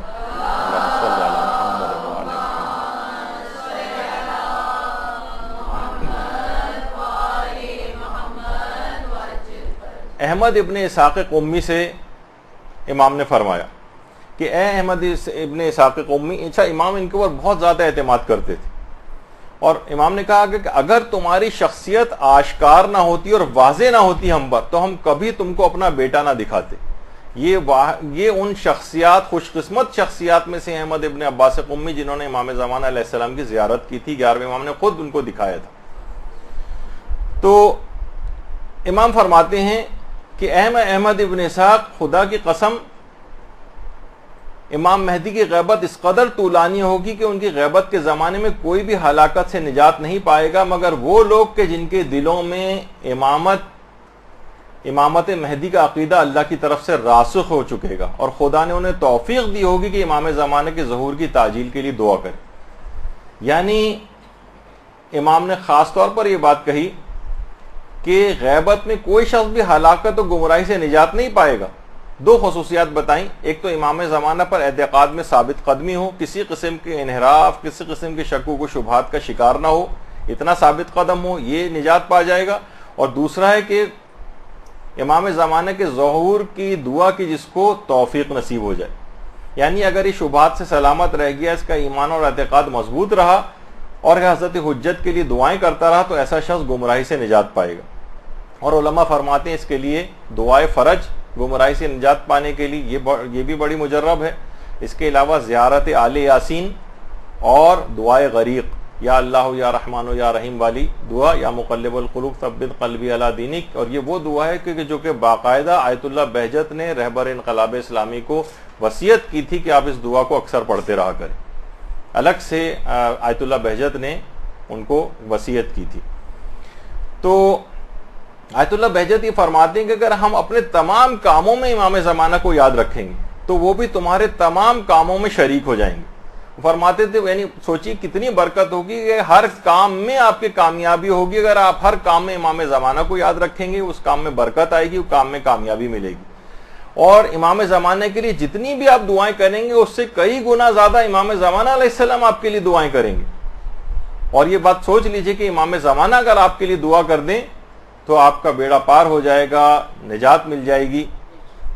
تو ابھی جو اور دین کے لیے اگر کوئی شخص واقعتاً کام کرے تو خود بھی ایک لحاظ سے ایسی صلاحیت اس کے اندر پیدا ہو جاتی ہے. امام کے مشن کے لیے کام تو کر کے دیکھیں, پھر دیکھیں کہ زندگی کے کتنے جو مشکلات اور پریشانیاں خود ہی رفع ہوتی چلی جائیں گی آپ کے لیے. ایک عالم تھے جو کہ درس اصول و فقہ جو ہے 300 سے زائد علماء ان کے درس میں شریک ہوتے تھے. ایک مرتبہ ان کی بیوی شدید بیمار پڑ گئی اور اتنی بیمار ہو گئی کہ بس لگتا تھا کہ اب اس کا انتقال ہو جائے گا. روز بروز صحت گرتی جا رہی تھی, یہاں تک کہ بالکل تقریباً کومے جیسی کیفیت کے اندر وہ چلی گئی. وہ عالم روتے ہوئے آیت اللہ علی آقا قاضی کی خدمت میں آئے اور کہا کہ آقا میری کوئی اولاد بھی نہیں ہے, 37 سال کا میرا اور بیوی کا ساتھ ہے, ہم دونوں میں بہت ان سے محبت ہو گئی ہے, ایک دوسرے کے بغیر رہنا بھی بہت مشکل ہے, لگتا ہے اگر یہ مر گئی تو میں بھی مر جاؤں گا. اچھا میرے لیے دعا کریں. اچھا آیت اللہ علی آقا قاضی کی ایک سیرت تھی وہی جو تقریباً آیت اللہ بہجت کی طرح کہ کبھی بھی کسی کے چہرے کی طرف نگاہ اٹھا کر نہیں دیکھتے تھے. عام طور پر جو ملنے والے آتے تھے تو ان چہرے کو نگاہوں کو جھکا لیتے تھے. کہہ رہے ہیں انہوں نے سر جھکائے آنکھوں کو بند کیا اور ایک جذباتی انداز سے دعا کرنی شروع کی. اس وقت اس موقع پر آیت اللہ سید عباس حسینی کاشانی جن کا بھی کچھ ہی عرصے پہلے انتقال ہوا ہے یہ وہاں پر موجود تھے. آیت اللہ سید عباس حسینی کاشانی سب سے آخری شاگرد جو آیت اللہ علی آقا قاضی کے جو اب تک زندہ تھے وہ بھی انتقال کر چکے ہیں, یعنی آخری شاگرد کو کہا جاتا ہے. اس کے بعد خیر کچھ آیت اللہ محمد حسین طباطبائی کا بھی انتقال ہو گیا, اس کے بعد حسن زادہ عاملی کا ایک لحاظ سے بس سمجھیں آخری شاگردوں میں سے بس یہ چند افراد رہے اور یہ اس موقع پر موجود تھے.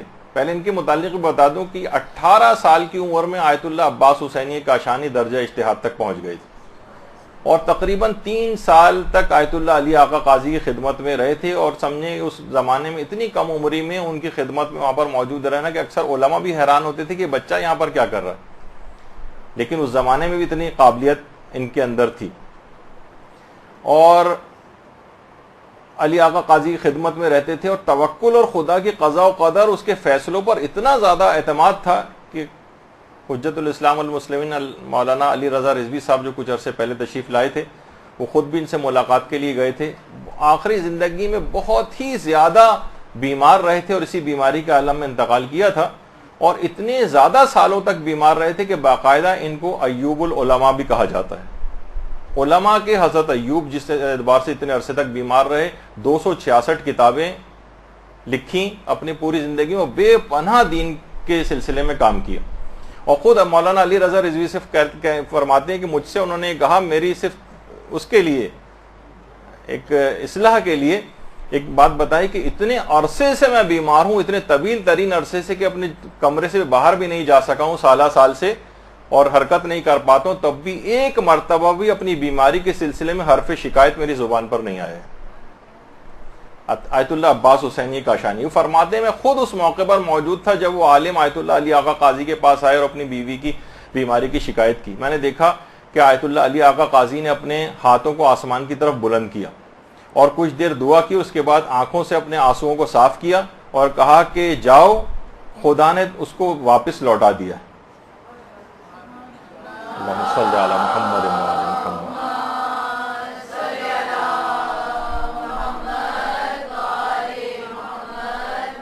اچھا وہ عالم یہ فرماتے ہیں کہ اگرچہ مجھے علی آقا قاضی کی بات پر مکمل اعتماد تھا اور مجھے پتا تھا کہ حق کے سوا ان کی زبان پر کچھ نہیں آتا ہے, لیکن پھر بھی میں اندرونی طور پر پریشان تھا کہ بیوی تقریباً قریب المرگ تھی, اتنی طویل عرصے کی اس کی بیماری ہے اور یہ تھا کہ شاید اب میں گھر جاؤں تو وہ مر ہی نہ چکی ہوں.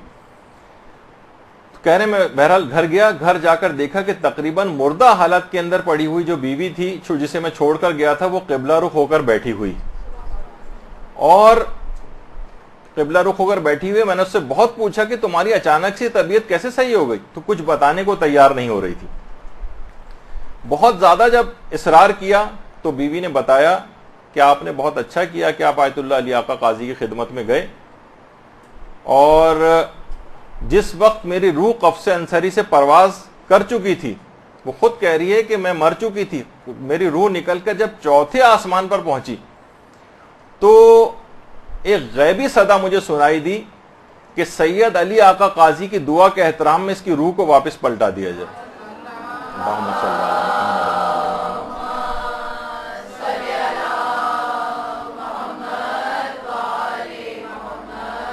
آیت اللہ عباس حسینی کاشانی اس واقعے کے عینی شاہدین کے اندر سے. انہوں نے اس واقعے کو اپنے انٹرویو کے اندر پورا نقل کیا تھا انتقال سے پہلے.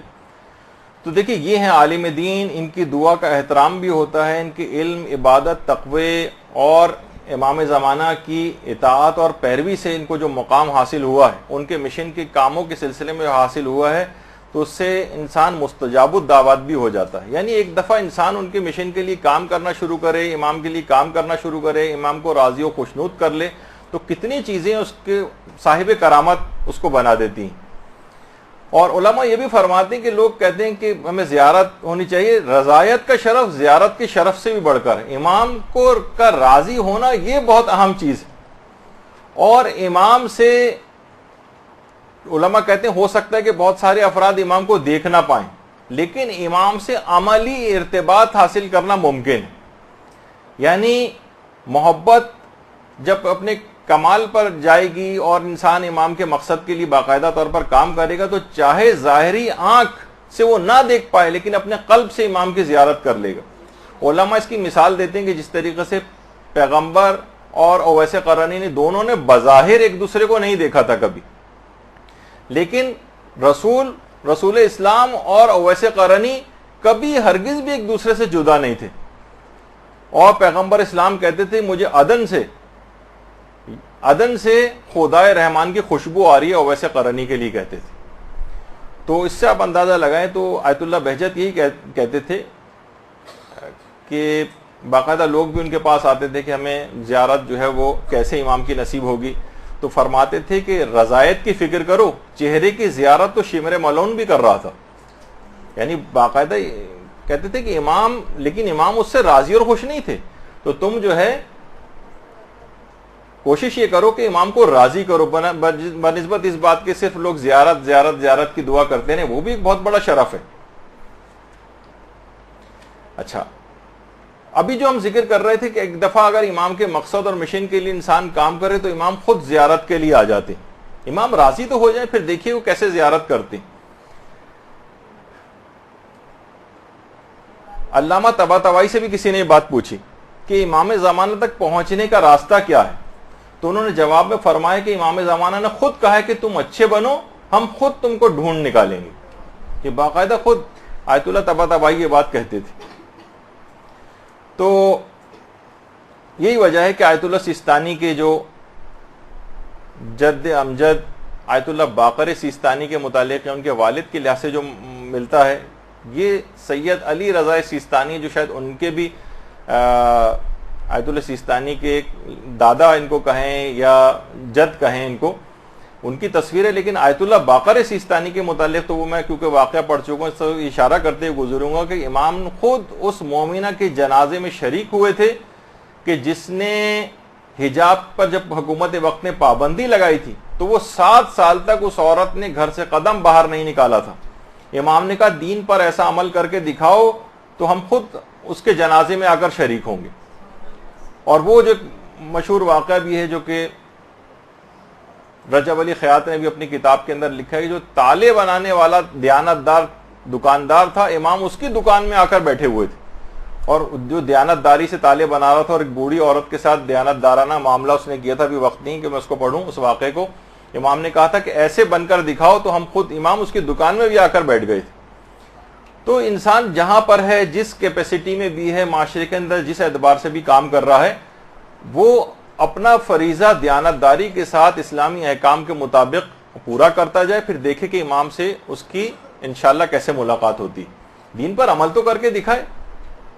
اچھا اب دیکھیے روایتوں کے اندر بھی ملتا ہے، اگر جملے روایتوں کے ہم بعض اوقات سرسری طور پر پڑھ کے گزر جاتے ہیں کہ عبد الحمید واسقی نام کا ایک شخص امام باقر کی خدمت میں آ کر اس نے عرض کیا کہ مولا ہم نے تو انتظار امام زمانہ کی خاطر اپنے آپ کو ہر قسم کی اذیت برداشت کرنے کے لیے وقف کر دیا.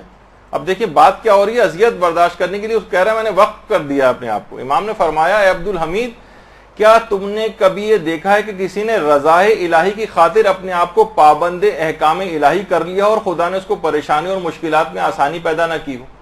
وہ کہہ رہا ہے میں نے تو مشکلات کے لیے آمادہ کر لیا، اور امام کہہ رہے ہیں رضائے الہی کی خاطر اپنے آپ کو پابند احکام الہی کر لیا ہو. یعنی اس کا مطلب ہے کہ ہر وقت پروردگار کے احکامات کا مطیع ہونا، فرمانبردار ہونا، گناہوں سے پرہیز کرنا، یہ اولین ایک لحاظ سے ذمہ داری کہ امام نے گویا وہ تو اپنی جان کو قربان کرنے کی بات کر رہا ہے، اور امام احکام الہی کی پابندی کی بات کر رہے ہیں اس سے. تو بہرحال یہ تمام چیزیں ایسی ہیں کہ انسان کو اس پہ غور و فکر کرنی چاہیے، اور امام کو راضی کرنے کے اس لحاظ سے جو طریقہ کار ہیں کہ امام پھر خود ہی زیارت کے لیے بھی آئیں گے، یہ والا مسئلہ ہی اس کا حل ہو جائے گا. ایک دفعہ دین پر کوئی عمل تو کر کے دیکھے. یہی وجہ ہے کہ آیت اللہ مرزا احمد سیبویا ان کی قبر بھی حرم معصومہ قم میں ہے. اللہم صلی علی محمد و علی محمد.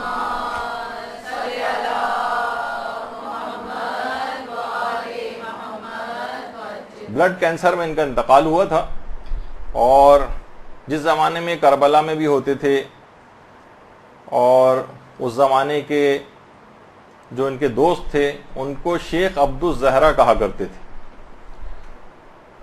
تو اور انتہائی سیدھے سادے سمپل قسم کے بالکل آیت اللہ تھے. آیت اللہ مرزا احمد سیبویا ایسی شخصیت تھی ان کی، خدمات دینی بے تحاشا تھی.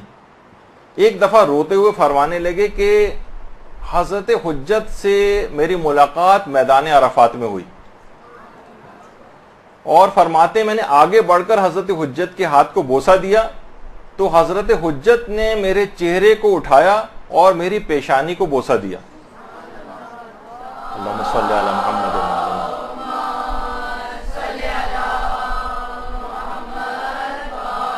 محمد. کہہ رہے ہیں اس پورے واقعے کی اطلاع کسی قافلے میں موجود کسی شخص کو نہیں تھی، نہ کسی نے وہ بات سنی. میری امام زمانہ سے جو باتیں ہوئی تھی نہ وہ کسی نے بات سنی، نہ کسی نے ان کو دیکھا. تو آپ نے دیکھا کہ دین پر عمل سے کیسے انعامات ملتے ہیں. امام زمانہ نے ان کی پیشانی پر بوسہ دیا آیت اللہ مرزا احمد سیبویا کی، اور اس میں کوئی ایسی تعجب خیز بات نہیں ہے. خود پیغمبر اسلام ختمی مرتبت صلی اللہ علیہ وآلہ وسلم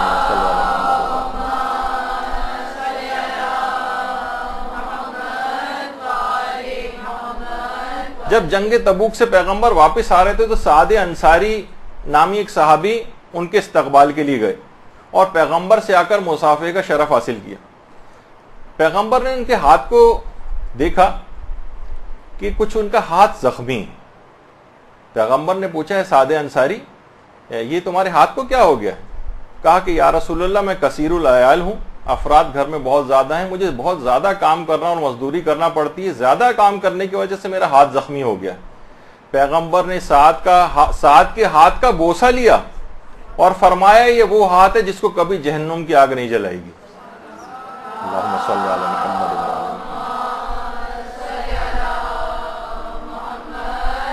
علی محمد. دیکھیے اس طرح سے دین پر عامل لوگوں کے امام زمانہ نے ان کی پیشانی کا بوسہ لیا، پیغمبر نے سعد کے ہاتھ کا بوسہ لیا.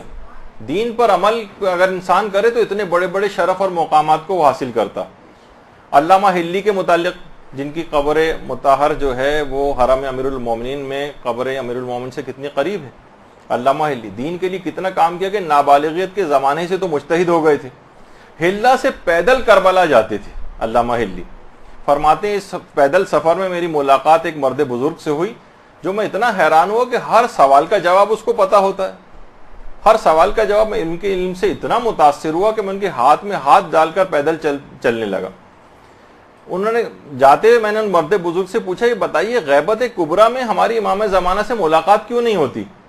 تو اس مرد بزرگ نے کہا کہ تم کیسے کہہ سکتے ہو کہ زمانے کے امام سے کسی کی ملاقات نہیں ہو سکتی جبکہ ان کے ہاتھ میں تم نے اپنا ہاتھ دیا ہوا ہے.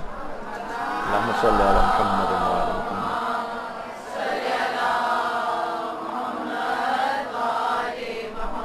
بس یہ سننا تھا کہ فرط محبت اور شوق اور وارفتگی میں قدموں کے اوپر گر پڑے، قدموں کو بوسہ دیا اور بے ہوش ہو گئے۔ تو دیکھیے کام بھی ساتھ میں ہو اور اس کے ساتھ امام کے لیے دعا بھی ہو۔ کتنی زیادہ دعاؤں کی تاکید آئی ہے، کتنی زیادہ دعاؤں کی تاکید آئی ہے۔ آج کل ایک مسئلہ ایک یہ بھی ہو گیا، ادھر دعا کی کوئی چیز آپ بتائیں لوگوں کو، ادھر فوراً لوگ طنز کرنے لگتے ہیں۔ دیکھیے دعا بھی ضروری۔ آیت اللہ بہجت جب بھی ایک جملہ فرماتے تھے کہ اگر آپ دعا کر رہے ہیں ظہور امام کی، اس کا مطلب ہی یہ ہے کہ آپ کا ایمان سلامت ہے، ایمان کی سلامتی ہے۔ اب بس ایمان موجود ہے، اب عمل کی طرف آپ کو جانا ہے۔ اور لیکن حقیقت یہ کہ ہم نے بہت چھوٹی چھوٹی چیزیں، حاجات، وہ بھی اگرچہ بالکل جائز ہے مانگنا، لیکن مومن کا معیار تھوڑا سا بلند بھی ہونا چاہیے۔ مومن کو چاہیے کہ امام سے مثلا دین بھی مانگے، تقوی مانگیں، امام سے اخلاق کو مانگیں، امام سے علم کو مانگیں، اور امام سے اطاعت مانگیں، امام سے جنت مانگیں، رضائے الہی مانگیں۔ کسی چیز کو اگر اپنے سے دفع کرنا ہے تو قبر، برزخ، قیامت، صراط، میزان، موقف، جہنم کی سختیوں سے بچنے کے لیے امام سے امداد طلب کریں۔ لیکن ہمارے ساتھ یہ کہ ہمارا معیار دعاؤں کے لحاظ سے بھی ایک لحاظ سے بہت گھٹیا قسم کا ہو گیا ہے۔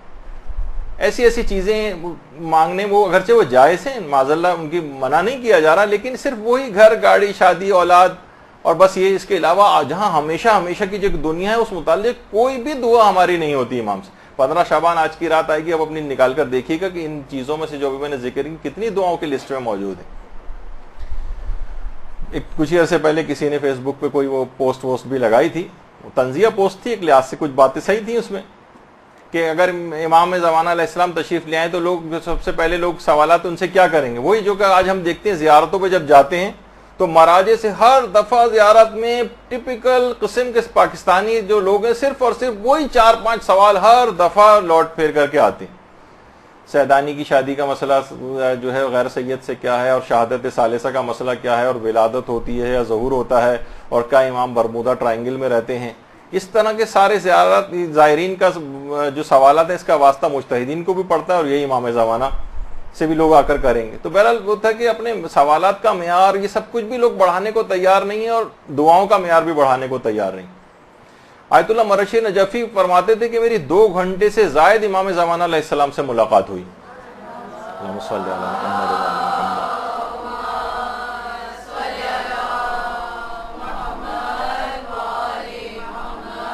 اور امام نے ان کو دعا دی تھی کہ اللہ تمہیں شریعت اسلام کی خدمت کی توفیق عطا فرمائے۔ آیت اللہ مرشی نجفی کو امام زمانہ نے دعا دی تھی۔ اور آیت اللہ حسن فقیہ امامی یہ ایک جملہ اور بھی فرماتے تھے کہ اتنی زیادہ اہمیت ہے امام کے ظہور کی دعا کرنے کے سلسلے میں، یہ فرماتے تھے کہ جس طریقے سے امام کے لیے دعا کرنا تعجیل فرج کا سبب ہے، اسی طریقے سے ترک دعا ظہور میں تاخیر کا سبب بھی۔ یعنی اگر کوئی شخص دل سے امام زمانہ کے ظہور کے لیے دعا نہیں کر رہا ہے تو گویا یہ امام زمانہ کے ظہور کو تاخیر میں ڈال رہا ہے۔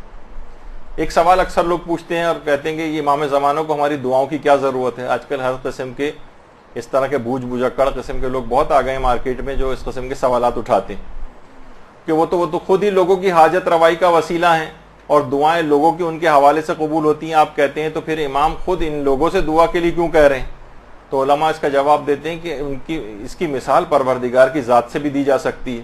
وہ خود غنی علی الاطلاق ہے، وہ غنی بالذات ہے، وہ تمام مخلوقات کی سے بے نیاز ہے، پھر بھی وہ اپنی عبادت کرنے کو کہتا ہے لوگوں سے، حالانکہ اس کو لوگوں کی عبادت کی ضرورت نہیں ہے، وہ بے نیاز ہے، لیکن تب بھی وہ لوگوں سے نصرت طلب کرتا ہے۔ قرآن میں کتنی ایسی آیات ہیں کہ اس نے نصرت طلب کی ہے، اور وہ لوگوں سے قرض حسنہ طلب کرتا ہے۔ یہ تمام چیزیں کیا ہیں؟ یہ امور حکمت سے خالی نہیں ہے، تاکہ لوگ اپنے عقیدے، زبان اور اعضاء سے محبت کا اظہار کریں۔ امام کے لیے دعا کرنے سے امام سے ان کا ارتباط بڑھے گا۔ دیکھیے، اور جن لوگوں کے لیے بھی انسان دعا کرتا ہے نا، ان سے محبت اس کے دل میں پیدا ہونے لگتی ہے، یا جن سے محبت ہوتی ہے ان کے لیے دعا کرتا ہے، اور بار بار دعا کرنے سے کیا ہوتا ہے؟ محبت اس کی بڑھتی چلی جاتی ہے، اور آپ میں اس بات کی لیاقت پیدا ہوتی ہے کہ اس دعا کے نتیجے میں رحمت خداوندی کے آپ سزاوار ہو جائیں۔ تو بہرحال دعا کے ساتھ یعنی ادھر زبان کو بھی استعمال کرنا ہے، اور اپنے اعضاء و جوارح کو بھی استعمال کرنا ہے۔ اپنے جسمانی اعضاء ان کو تھکائیے، امام کی اطاعت کے لیے کوئی ایسی خدمت کر کے جائیں. یہی وجہ ہے کہ آیت اللہ نائنی، آیت اللہ خوئی کے بھی اساتذہ میں سے تھے. ایک دفعہ ان کے پاؤں میں کافی طویل عرصے سے درد چل رہا تھا، تو انہوں نے شیخ عباس قمی جو صاحب مفاتیح الجنان ہیں ان سے فرمایا طویل عرصے سے میرے پاؤں میں بہت تکلیف ہے اور درد ہے، دعا کرو. دیکھیں شیخ عباس قمی سے کہہ رہے ہیں دعا کرو کہ میرے پاؤں کا درد ٹھیک ہو جائے. شیخ عباس قمی نے کہا کہ زبان سے دعا کرنے میں تو مجھے یقین نہیں ہے کہ میں نے زبان سے کبھی کوئی گناہ نہ کیا ہوں، اس لیے زبان سے دعا نہیں کروں گا، لیکن میرے ان ہاتھوں نے احادیث اہل بیت لکھ کر ان کی بہت خدمت کی، میں اپنے ان ہاتھوں کو استعمال کروں گا. اس کے بعد آیت اللہ نائنی کے پاؤں کے اوپر اپنے ہاتھوں کو پھیرا، برسوں کا درد آیت اللہ نائنی کے پاؤں کا جاتا رہا. اللہم صلی اللہ علیہ وسلم.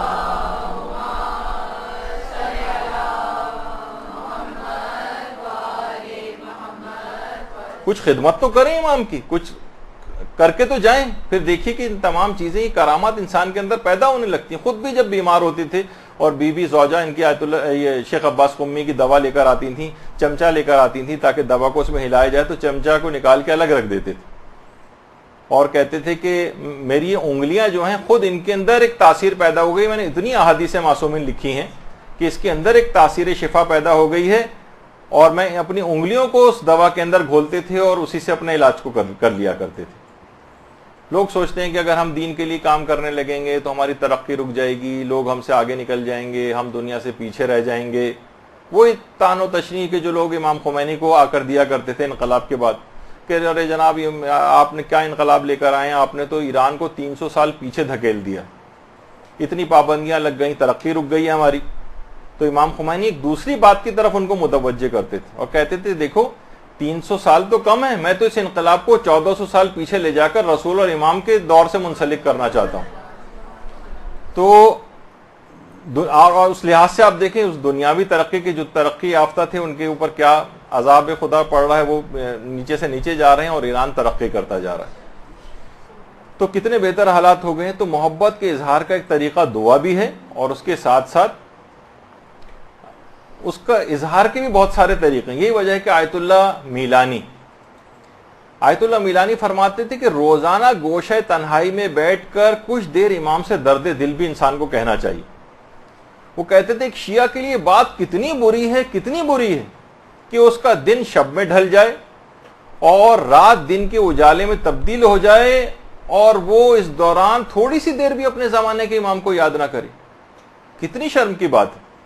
فرماتے تھے ضروری نہیں کہ آپ مفاتی سے کوئی بہت بڑی بڑی دعائیں اٹھا کر پڑھیں امام کو یاد کرنے کے لیے، ضروری نہیں ہے کہ آپ کوئی بہت طویل قسم کی زیارت پڑھیں، بس کوئی ایک معروف سلام عرض کریں السلام علیکہ یا صاحب الزمان، اور اس کے بعد اپنے دل کی بات امام سے کہہ ڈالیں، دل کی بات ان سے کہہ دیں. تو یہی وجہ ہے کہ آیت اللہ بہجت کہتے تھے کہ دیکھو تمہارے منہ میں اور تمہارے کان میں ایک بالش سے بھی کم کا فاصلہ ہے. تم جو بھی آواز اپنے منہ سے نکالتے ہو اس سے پہلے کہ آواز تمہارے کان تک جائے امام زمانہ علیہ السلام تک وہ آواز پہنچ جاتی. تو تم اپنا رابطہ ان سے بڑھاؤ، ان سے باتیں کہو. یہی وجہ ہے کہ جو بہار الانوار کی 53ویں جلد ہے اس میں امام علی نقی علیہ الصلوۃ والسلام کی ایک روایت ہے. صلی اللہ علیہ وسلم.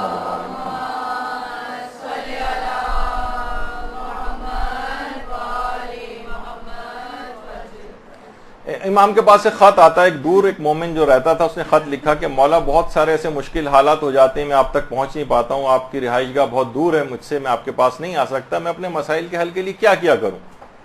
امام نے جواب دیا اور وہی ہمارے لیے بھی جواب ہے. امام نے اس کو لکھا ان کانت لکا حاجتن فتحرک شفتیک، جب بھی تمہیں کوئی حاجت پیش آئے اپنے لبوں کو حرکت دو اور ہم سے بات کرو، یعنی ہم تم سے دور نہیں ہیں، تمہاری بات سننے پر قادر ہیں، تم ہمیں پکارو، بس تم کہو گے وہ بات ہم تک پہنچ جائے گی. یعنی امام نے خود بتایا خود کہ مومنین کو چاہیے کہ اپنے زمانے کے امام سے باتیں کریں، اور باتیں کرنے کے لیے خود امام کا حاضر و موجود ہونا ضروری نہیں. وہ کہہ رہے امام فرماتے صرف اپنے ہونٹوں کو حرکت دو، زبان کو حرکت دو اپنی، وہ بات تمہاری ہم تک پہنچ جائے گی. جب یہ آیت اللہ بہجت کہتے تھے کہ بس تمہارے کان اپنے کان تک بھی آواز نہیں پہنچتی، امام زمانہ تک پہنچ جاتی.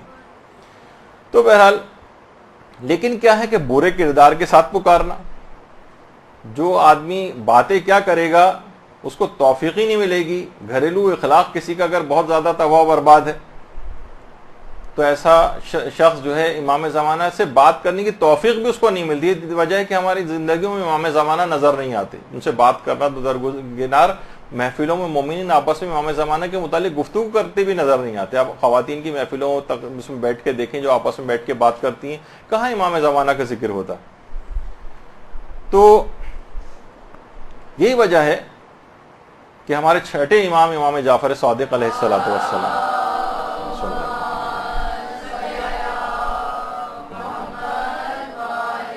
فرماتے تھے کہ جو بھی یہ شخص چاہے کہ میرا شمار امام زمانہ کے خدمت گزاروں میں کیا جائے اور وہ اپنا نام کو ثبت کروانا چاہے ان کے خدمت گزاروں میں، اسے چاہیے کہ اچھے اخلاق کو اپنائے.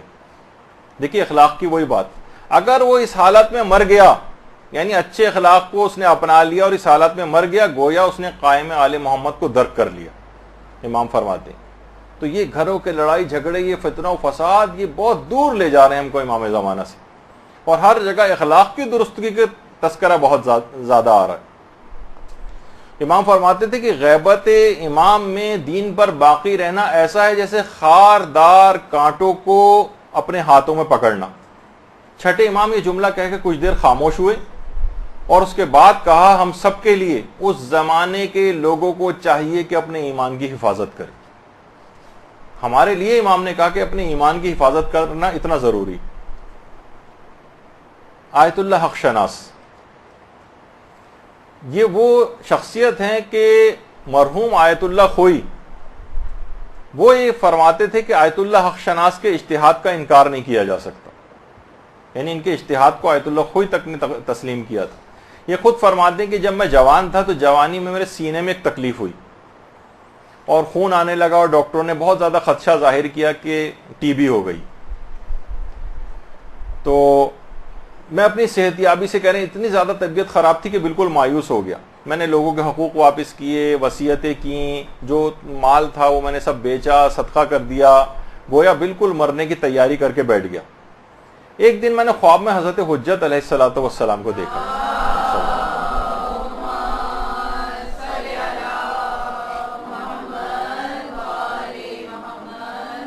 اور ان سے خواب میں اپنی بیماری کی شکایت کی. امام نے میرے سینے پر ہاتھ پھیرا. اب جملے دیکھیے امام کے. امام نے کہا یہ کوئی مرض نہیں ہے، اصل مرض وہ ہے جو انسان کے اخلاق اور کردار میں واقع ہو جائے. دیکھیے مرنا جینا، بیماری صحت یہ چلتی رہتی. امام نے کہا یہ بھی کوئی مرض اور بیماری ہے، یہ مرض نہیں ہے. دوسری طرف متوجہ کیا اصل مرض وہ ہے، امام زمانہ فرماتے ہیں جو انسان کے اخلاق اور کردار کے اندر واقع ہو جائے. پھر امام نے فرمایا کہ باقی تمہارے سینے کی جو تکلیف ہے یہ رفع ہو چکی ہے. اور بس کہنے میری فوراً آنکھ کھل گئی، دیکھا واقعی بیماری بالکل غائب ہو چکی تھی. کہنے میں اس زمانے میں آیت اللہ میر سید علی حائری جو زمانے مجتہد تھے، میں ان کے پاس گیا اور ان کی خدمت میں جا کر پورا خواب سنایا. آیت اللہ میر سید علی حائری خواب سن کر ان کے چہرے پر مسکراہٹ آ گئی. کہنے لگے ٹھیک، اب احتیاط کرنا، بد پرہیزی نہ کرنا اور خربوزہ اور انگور کھانے سے پرہیز کرنا. کہہ رہے میں سن کر تو اور حیران رہ گیا کہ حضرت حجت نے گفتگو کے آخر میں مجھے اپنی بیماری کے سلسلے میں یہی دو چیزیں کھانے کو منع کیا تھا.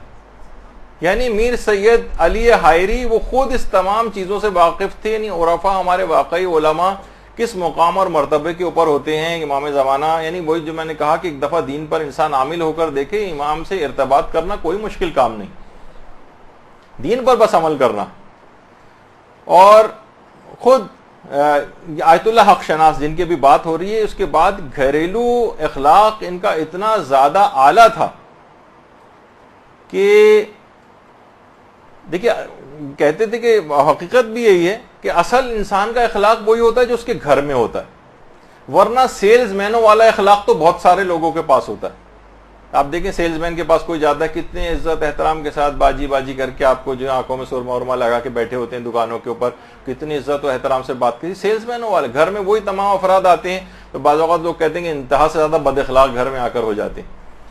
تو اور ایک اور خصوصیت تھی آیت اللہ حق شناس کی، وہ یہ تھی کہ اپنی زوجہ کے احترام کی شدت سے قائل تھے، اور اپنی تمام کمالات کو آیت اللہ محمد حسین طباطبائی اور آیت اللہ حق شناس یہ کہتے تھے ہمارے اندر جتنے بھی کمالات پائے جاتے ہیں اس کی مرہون منت ہماری زوجہ ہے۔ تو بہرحال دیکھیے اتنی علم و تقوی کے باوجود جو شخصیت کی جو نمایاں ترین پہلو لوگ بیان کرتے ہیں، کیونکہ امام کہہ چکے تھے کہ دیکھو اصل بیماری وہ جو اخلاق اور کردار کے اندر واقع ہو جائے، شخصیت کا نمایاں ترین پہلو لوگوں کی حاجات کو پورا کرنا تھا، لوگوں کی حاجات پورا کرتے تھے، گھر کا اخلاق اچھا کیا ہوا تھا۔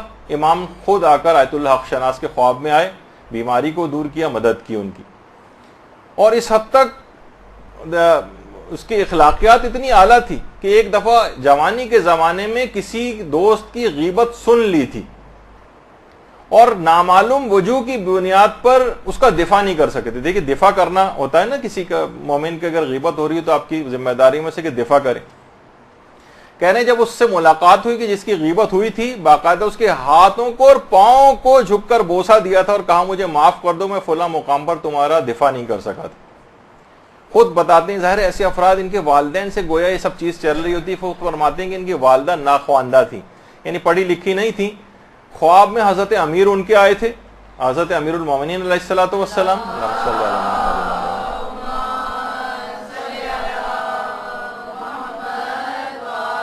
اور امام نے ان کو روٹیاں کچھ کھانے کو دی۔ خواب میں جب انہوں نے وہ روٹی کھائی، صبح اٹھی تو وہ قرآن اور مفاتیح الجنان کو روانی سے پڑھ سکتی تھیں۔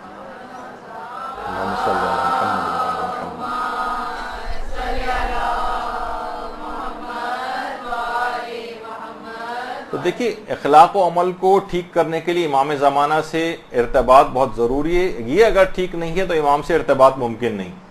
کچھ لوگ کہتے ہیں کہ جناب ٹھیک ہونے کے لیے امام زمانہ تو خود ہی آ کر ٹھیک کر لیں گے، ہم کون ہیں ٹھیک کرنے والے؟ یہی سوال کسی نے 5ویں امام سے بھی ایک دفعہ کر لیا تھا کہ مولا لوگ کہتے ہیں جب امام قیام کریں گے تو سب حالات خود بخود ہی ٹھیک ہو جائیں گے، نہ کوئی خوریزی ہوگی۔ امام نے فرمایا ہرگز نہیں، خدا کی قسم اگر کسی کے لیے خود بخود کاموں کا ٹھیک ہونا درست بات ہوتی تو پیغمبر اسلام اس کے بہت زیادہ حقدار تھے کہ پیغمبر اسلام کے جنگ کے اندر دندان مبارک شہید نہ ہوتے، امام فرماتے ہیں ان کے چہرے کے اوپر زخم نہ آتے۔ ایسا ہرگز نہیں کہ امور خود بخود ٹھیک ہو جائیں، خدا کی قسم امور جب تک ٹھیک نہیں ہوں گے جب تک ہم اور آپ خون اور پسینے میں غرق نہ ہو جائیں۔ تو بہرحال اس کے بعد امام نے اپنی پیشانی پر ہاتھ پھیرا۔ تو دیکھیے امام کے لیے انسان کام کب کرے گا؟ علماء فرماتے ہیں کہ منتظرین جو ہیں ان کی 3 چیزیں ان کے اندر ہونی چاہیے تو امام کے لیے کام بھی کریں گے اور حقیقی منتظر کہے جائیں گے۔ ایک تو ایمان کامل ہونا چاہیے، کہیں پہ بھی اس قسم کے شبہات رکھنے والے افراد کے ہتھے نہ چڑھ جائیں۔ یہ آج کل بہت زیادہ لوگ آپس میں ڈسکشن کر رہے ہیں اور کیا کیا شبہات لے کر آ رہے ہیں۔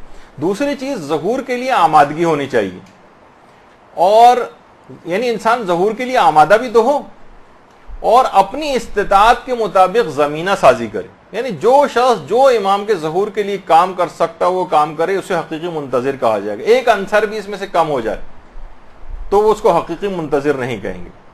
علماء فرماتے ہیں دیکھیے جتنا ظہور کا یقین ہوگا اتنا ہی انتظار میں شدت ہوگی، جتنا ظہور کو نزدیک جانے گا اتنا ہی انتظار میں شدت ہوگی، جتنی محبت زیادہ ہوگی اتنی انتظار میں شدت ہوگی۔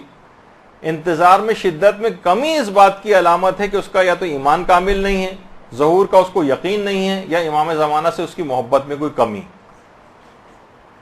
باقاعدہ محقق طوسی جو ہمارے گزرے انہوں نے تجرید الاعتقاد جو کتاب لکھی ہے اس میں کہا ہے کہ وجود جو امام ہے یہ خدا کی طرف سے ایک نعمت ہے، باقاعدہ اس کی شرح تک لکھی گئی اس کتاب کی۔ کہا کہ امام کا جو وجود ہے خدا کی طرف سے ایک نعمت ہے، اور لوگوں کے امور میں امام کا تصرف یہ بھی خدا کی طرف سے ایک نعمت ہے۔ یہی وجہ ہے کہ آیت اللہ حسن الہی طباطبائی جن کا بھی اس سے پہلے ذکر ہوا تھا، وہ فرماتے ہیں کہ حضرت حجت کا کائنات پر اس طرح سے تصرف ہے جس طرح روح کا جسم کے اوپر تصرف ہوتا ہے حضرت حجت کا۔ تو فرماتے تھے کہ اب امام ظہور کیوں نہیں کر رہے؟ تو فرماتے تھے کہ لوگوں کا آمادہ نہ ہونا اور امام کا خواہش مند نہ ہونا یہ غیبت کا ایک سبب ہے، یعنی جب تک لوگوں کے اندر آمادگی نہیں ہوگی ظہور بھی نہیں ہوگا۔ تو فرماتے تھے محقق طوسی کہ جب تک لوگوں کی آمادگی نہیں، یعنی ایک زاویہ بھی اس مثلث کا کم ہے، ایک ضلع بھی اگر اس ٹرائنگل کا کم ہے تو اس کا اثر مفقود ہو جائے گا. خدا کی طرف سے لطف میں کوئی کمی نہیں ہے، خدا نے امام زمانہ علیہ السلام کی نعمت دی ہوئی. اچھا، امام کا کائنات پر تصرف بھی دیا ہوا ہے، لیکن لوگوں کے لیے ظاہر نہیں ہو رہے یہ والی چیز لوگوں کی طرف سے. لوگ امام کے ظہور کے لیے دلی طور پر تیار نہیں، زبان سے تو کہتے ہیں اجل اللہ تعالی فرجک اور اس طرح کی باتیں کرتے ہیں، لیکن عمل سے تیار نہیں. یہی وجہ ہے کہ رہبر معظم فرماتے ہیں کتنے ہی انبیاء آ کر گزر گئے ہیں، دنیا برائیوں سے پاک کیوں نہیں ہوئی؟ ائمہ اور انبیاء کی طرف سے کوئی کمی نہیں تھی، کمی لوگوں کی طرف سے تھی. زمینہ آمادہ نہیں تھا، اللہ کی طرف سے لطف و کرم کے اندر کوئی کمی نہیں ہے. ابو لہب اور ابو جہل کے اوپر بھی اتنا ہی کرم تھا، لیکن ان کی ظرفیت ہی نہیں تھی. وہ اللہ کی رحمت کو جذب کرنے کی ان کے اندر صلاحیت اور ظرفیت ہی پائی نہیں جاتی تھی. یہی وجہ ہے کہ علماء کہتے ہیں کہ دیکھیے انتظار حرکت کا نام ہے، سکون کا نام نہیں. انتظار بے چینی اور بے قراری سے عبارت ہے، یہ سوتے رہنے کا نام نہیں. انتظار میں آمادگی پائی جاتی ہے، یہ غفلت کا نام نہیں. اور امام خمینی نے جو حکومت اسلامی قائم کی ہے وہ اسی زمینہ سازی کا حصہ ہے، یعنی امام کے وہ جو عادلانہ نظام قائم کریں گے اس کی طرف ایک پیش قدمی ہے کہ امام کی عادلانہ حکومت کے قیام کی گویا ایک لحاظ سے تیاری انہوں نے کی. اور انسان ہم یہ ہیں کہ اپنے اوپر عدل کو قائم کرنے کو تیار نہیں، اپنی ذات پر ظلم کیے چلے جا رہے ہیں گناہوں کو انجام دے دے کے. تو کہاں امام کی عادلانہ حکومت کے لیے قائم اپنے آپ کو اس کے لیے کوئی کام کریں گے. علماء ایک چیز اور بھی فرماتے ہیں کہ آج کل کے دور میں ایک بہت بڑی ذمہ داری علوم کا فروغ بھی. کافی میں باقاعدہ ہمارے چھٹے امام کی ایک روایت ہے مفضل ابن عمر سے، امام فرماتے تھے اپنے علم کو لوگوں کے لیے لکھو، اپنے بھائیوں کے درمیان نشر کرو، اور جب موت کا وقت آ جائے تو اپنے بچوں کے لیے میراث کے طور پر ان چیزوں کتابوں کو چھوڑ کر جاؤ، اس علم کو چھوڑ کر جاؤ میراث میں. کیونکہ ایک ایسا پر آشوب دور آئے گا جب سوائے کتابوں کے کوئی ہمدم نہیں ہوگا. اور باقی دیکھیں، یعنی بچے اور نوجوان اگر باہر جائیں گے تو آج کل مردود افکار والے افراد اکثر مقامات پر مقررین یہ گھات لگا کے بیٹھے ہوئے ہیں. لہٰذا ان کو اپنے گھروں میں اپنی نگرانی میں کتابوں اور ان علوم سے آشنائی کرواؤ، تاکہ امام زمانہ کے سلسلے میں کسی قسم کے شک و شبہ کا شکار نہ ہوں. کیونکہ بہت سارے آج کل ایسے شخصیات بھی آگے آ گئے ہیں کہ پرانے بھی ہیں علوم کی لائن میں، اور وہ باقاعدہ امام زمانہ کے لیے شکوک و شبہات ڈال رہے ہیں، یہاں تک کہ ان کی ولادت کو بھی آج کل مشکوک بنانے کی کوشش کی جا رہی ہے. اور اس کے لیے آیت اللہ حافظ بشیر نجفی نے باقاعدہ ایک پوری کتاب ان کو لکھنا پڑی امام زمانہ کی پیدائش کے سلسلے میں، کہ آپ حیران ہوں گے کہ اس سلسلے میں بھی لوگ مومنین شکوک کا شکار ہوں تو یہ شک ڈالے جا رہے ہیں. تو اب سمرائز اگر اس کو اس لحاظ سے کریں تو ہاں، پہلے ایک بات اس میں اور بتا دی جائے کہ آیت اللہ حسین مظاہری یہ بھی ہمارے مجتہدین میں سے ہیں. فرماتے ہیں کہ جیسے کہ یہ جو شعبان کا مہینہ چل رہا ہے اس میں ہر شخص کوشش کرتا ہے کہ وہ روزے رکھے. حقیقی روزے دار کا جو اجر ہے اس مہینے کے اندر وہ امام زمانہ علیہ السلام کی رضایت کو حاصل کرنا. اللہم صلی علی محمد و علی محمد.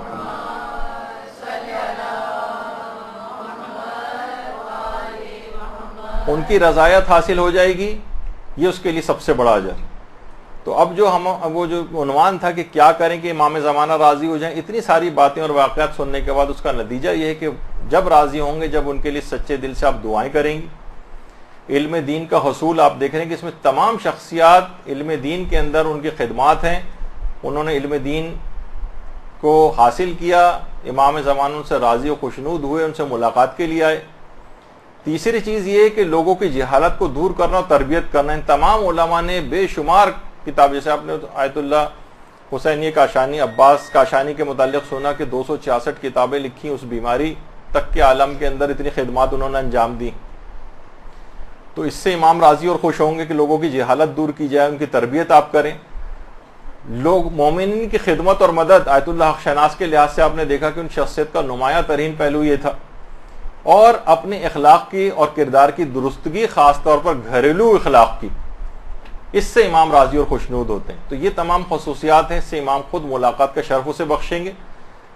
اور ایسا شخص اگر مر گیا تو الہی حکومت کے جس وقت قیام ہوگا اس وقت قبروں سے باقاعدہ اٹھا کر امام کی مدد کے لیے ایسے افراد جو ان خصوصیات کے حامل ہوں گے وہ بلائے جائیں گے.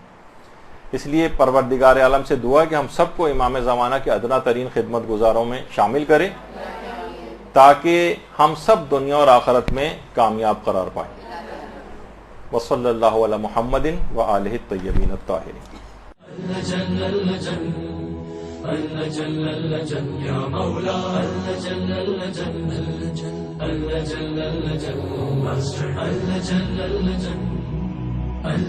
یا صاحب السماء اللجن